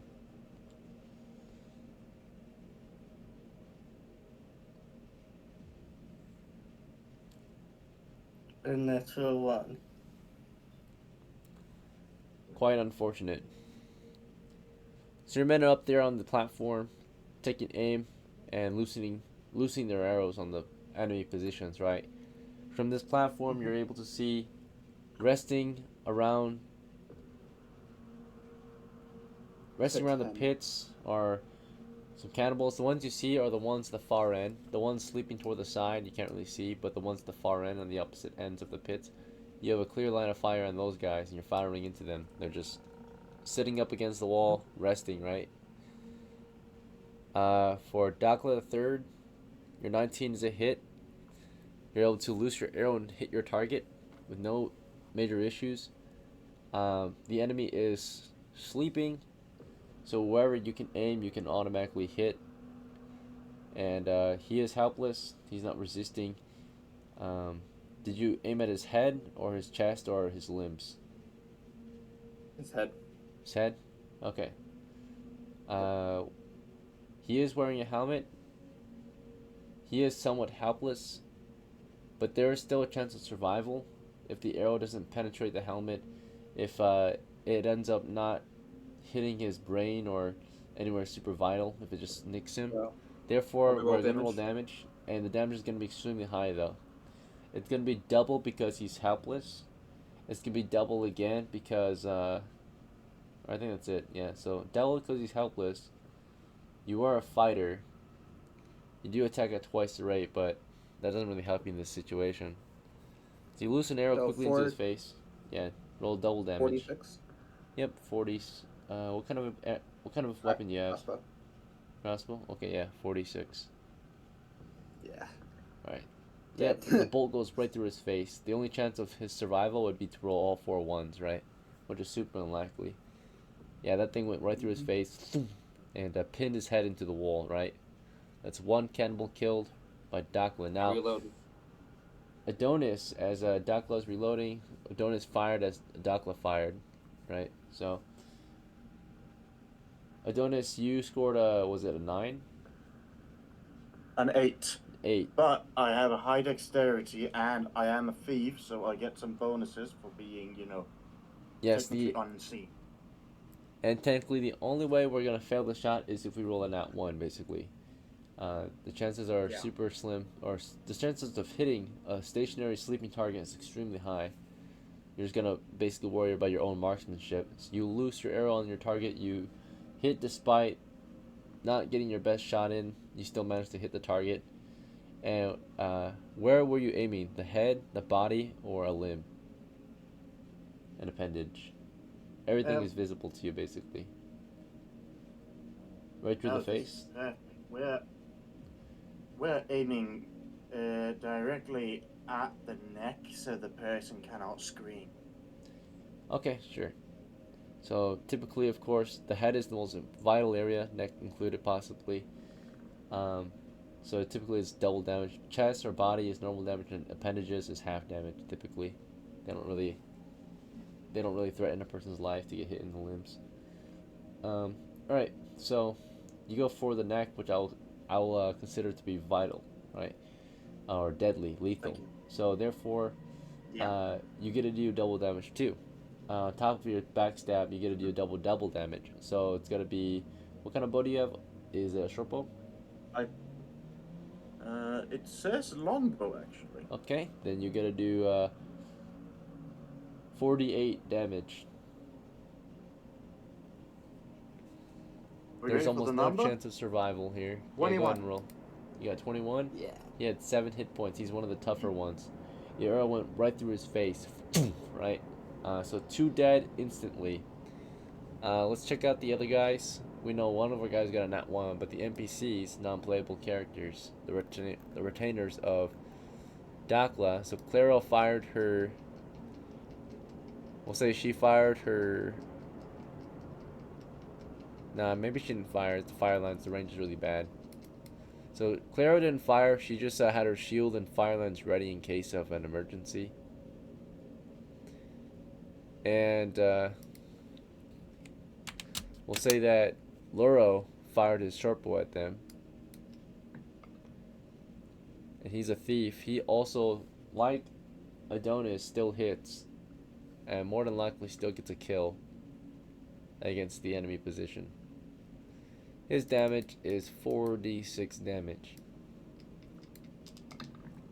He deals 7 or 12 damage. There's no chance of survival. That's 3 kills now on our side out of the 7 total. And for our nat 1, the critical failure, he has a Bob had a short bow. And we'll say for your critical failure, you took aim and you fired and you fumbled, right? What you fumbled was you got up to the platform to fire, but before you could fire or get up there, as everyone was taking aim and firing, you were a bit late and you slipped. And there was a chance that you fall off the platform and either go rolling down the stairs or falling off the platform and dying or breaking your leg. So in order to stop yourself from falling off the platform from your trip, you fumbled, you tripped, you're hastily making your way up the stairs and you slipped on a step. To save yourself, there's only a 2 in 6 chance that you could possibly save yourself, I will say. So this will count as the opposite of a trap check. Trap checks typically 2 in 6 chance to trigger. Actually, yeah. We'll say 2 in 6 chances of trigger of the trap being, or the hazard being, of course, that you slipped. So 1 or 2 means that you definitely slip. If you don't roll that, you just fell. That's it. You just fell on the stairs and that's it. You don't fall down the stairs, you don't fall off the platform. So again, roll a d6. If you score a 1 or a 2, you lose, right? Roll when ready. 1d6. Alright, you're fine. So you just ran up the stairs and you just slipped and fell on your knees, right? And ouchie, but you're fine. That's it. Maybe you take 1 point of subdual damage. That's about it. So that is your nat 1, your fumble, and that was for Jacob or Bob. So you busted your knee on the stair for a second, right? You like slipped and like fell on your knee, and you're like, fuck, right? That's up to you how you want to react to it, of course. But we know that your attempt to move up and fire failed. You know, you're getting into position and you didn't have good footwork, and you ended up slipping. Alright, in reaction to this, the enemy have been fired upon. 3 of them have been killed instantly by, of course, missile fire. None of us have been extremely noisy. So we're going to roll to see how the guards react, if the guards are even still awake. On a 2 in 6 chance, Probably not. the guard is still sleeping. Or the guard That'd is be really asleep. funny. Or actually, no, we'll do a morale check for the guards to see if they have the discipline required to stay on watch. So we'll roll for both of them. Are the guards disciplined? They are disciplined enough to still be awake. So they probably weren't watching clearly, but they are still awake, and in reaction to this, they're going to make a morale check. Their job is to defend these ruins, right? And report an enemy attack if need be. Call for backup. So their reaction is a morale check here. They pass that, so they're going to do their job, defend. So those 2 cannibals that were on watch, realizing they're under attack, they do what they're supposed to do. They alert the others near them and prepare for battle, right? So you can see them quickly grabbing and pulling their guys away out of the line of fire. This northeastern one is pretty heavily exposed. There's only a little bit of cover toward the east. The northwestern one has a lot of cover, especially toward the west, as you can tell. But a little bit toward the east. So now you can tell that they're all waking up, they're alerting each other, they're grabbing at their weapons, right? As they're doing this, we can continue to pepper them with arrows or fire, right? Fire rounds. Yeah. So, DOCKLA, you're reloading in round 2, it sounds like. CLARO, Now use my what's up? I remember you saying this once. I don't know. if Yes, it you still attack at applies, twice the but speed, so you double. fire and reload quicker than others. Yeah. Possibly, yeah. So, you're a fast loader, and therefore because you attack at twice the rate, we're gonna include the reload time too, so you're quickly able to reload your crossbow and get another shot in the following round. I forgot to check though, but if we had any other fighters, they do get 2 attacks per that first round. CLARO never attacked, it looks like, unless you wanted to throw a javelin at them or fire her fire lance, but I don't think her fire lance has good reach for that, so she never fired it. Bob actually could have gotten off a second shot during round 1 if he wanted to. So Bob, although you tripped and hurt yourself, you were still able to lose 1 more shot if you really wanted to risk it. Did you want to risk firing a second shot in that first round? It's like you misfired the first shot, you were moving up the stairs, then 1 arrow, of course you misfire that one loosed into the rubble, and then you can try firing again if you want. Would firing a second time affect his chances of not recovering from the slip? It would occur after the slip, your second shot. Alright, I'm gonna roll. 1d20, right? Yep.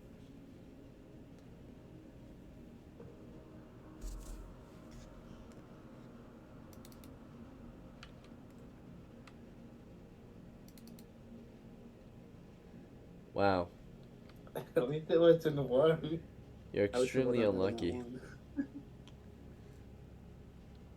So, a 3.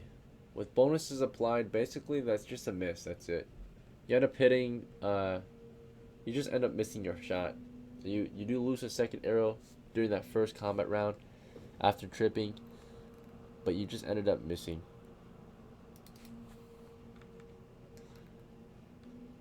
Alright, so ammo count. Adonis, you're at 9 shots. Bob, you're at 8 shots. LORO, you're at 9 shots. CLARO, no shots used. Or no shots lost. DOCKLA, you are at 16 shots. Alright, round 2. At this point, the enemies, during round 1, of course, they were surprised. They couldn't really react. Round 2, you can see them trying to... The 2 guards are now moving toward those who are exposed and trying to pull them out of... pull them into cover, right? But they're all waking up. They're all... Yeah, you can fire on them as they're busy. Okay. So we open fire. I heard DOCKLA, I heard ADONIS. What about you, Bob? You want to try firing again, despite your bad luck? Yeah. I guess It can only get better, hopefully. at the very least, it doesn't seem like that ones will be harmful to the other players or characters or something. As long as they don't shoot them in the back, because technically you are behind them. You're firing over them. Let's see. They're probably crouched and kneeling, firing from Yep. a crouch stance, allowing a backline row of shooters. Alright, all shooters, go ahead and roll to hit. Your second line of fire. Ooh, close. Very close to that one, but it is what it is. 2. You're probably going to misfire that one. DOCKLA's down another shot. Ammo count 15. I'm typing. 20. Oh, that's a good one. CLARO holds your shield, providing you guys cover up here on the platform. LORO gets a shot in there. Looks like it's going to be a possible hit on the flank.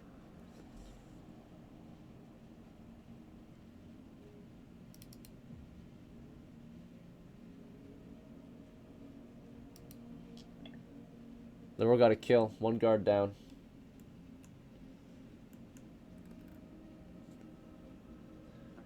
Bob, give me 2 rolls. You're a fighter and you get 2 attacks per round. Adonis, how'd you Come on, do? Bob, you got this. Nice, I Bob. got 11. 17. 11? Okay. 11 for you on the flank.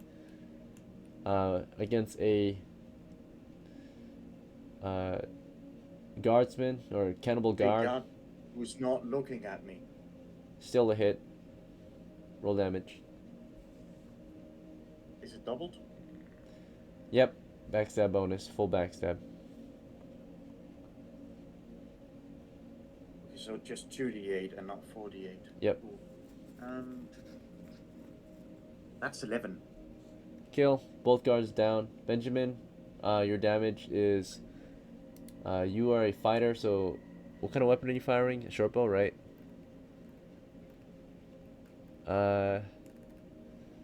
Let's see if your target is awake. There's a 2 in 6 chance he's still sleeping. Alright, he's not sleeping anymore, so your target's not awake, so you're gonna deal normal damage. So you still hit with that first initial shot. He's getting up and trying to crawl away into cover. Picking up his weapon and such. Your damage is just 1d6 though. Roll 1d6, Adonis. You're firing a short... was it a short bow? Oh, not Adonis, sorry, Bob. Bob is firing a short bow. Bob, roll 1d6. Your foe has 3 hits. If you roll higher than 3, you win. Alright, he's nicked. Another one. By the time you move on to your second shot, the enemies have already moved into cover. Okay. I'm getting a call. I do have to get off, guys. It's about 1400. We're about almost 3 hours in, so. Okay. Have to get off. I have to get off. Alright, let me see what my friend says real quick.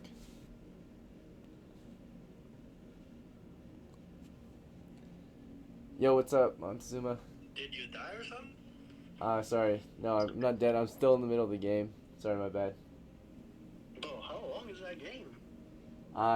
Each match is about maybe 2 to 3 hours. But we're almost done. I can wrap it up though. Sure. Yeah, do you know D&D? That's the game I'm playing right now. Yeah, I figured. Yeah. All right. Yeah, let me get ready, and I'll call you when I'm ready to go. Alright, dude. All right. Yeah. Sorry. See you.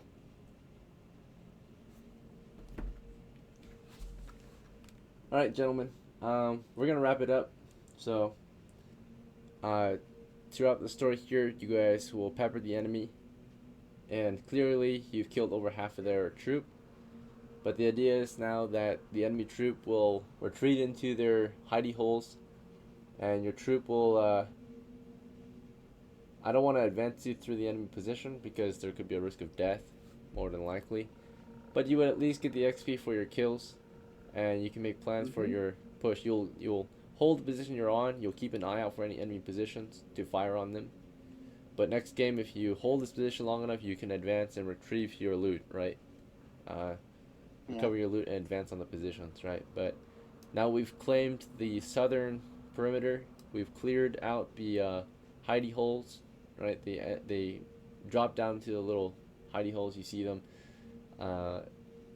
Basically, That's games. yeah, they quickly climb into their hole, and either they remain in cover or they take the risk of climbing into their hidey holes and climbing down. While they were doing that, you guys were able to just continue bombarding them with arrows. But successful mission. I'll give you XP for it. We killed a total of, what was it, like 5 of them out of the 10? Yeah. Total how? Yeah, I think it was 5 kills. So Yeah. we'll get the XP for that for sure. There's I think there's only 5 of you, right? 1, 2, 3, 4, 5. So we'll do 11 XP each for now. Until next Oh, game. yeah. I level up. 16. Nah, I doubt it. Remember. Let's see. 11. 72. 11. 12. No, the XP, we changed it a while back. You weren't here for it. But with the increase in XP and change in economy, right, we're back to the standard ruling that you need 1200 XP to level as a thief. Oh, fuck me. Yeah, so killing a couple cannibals won't level you up. Let's see. But the loot will. Yes, that's true. That will probably be way more beneficial. The loot, the Next stronghold, game. and such. Yeah. Let's get a sling and we light that grenade and we throw it into their Hidey holes. All right. Their little yeah. cavities. All right. Uh, I'll see you at the next one, guys. Thanks for playing. Have a good night. I'm a hit. Bitch.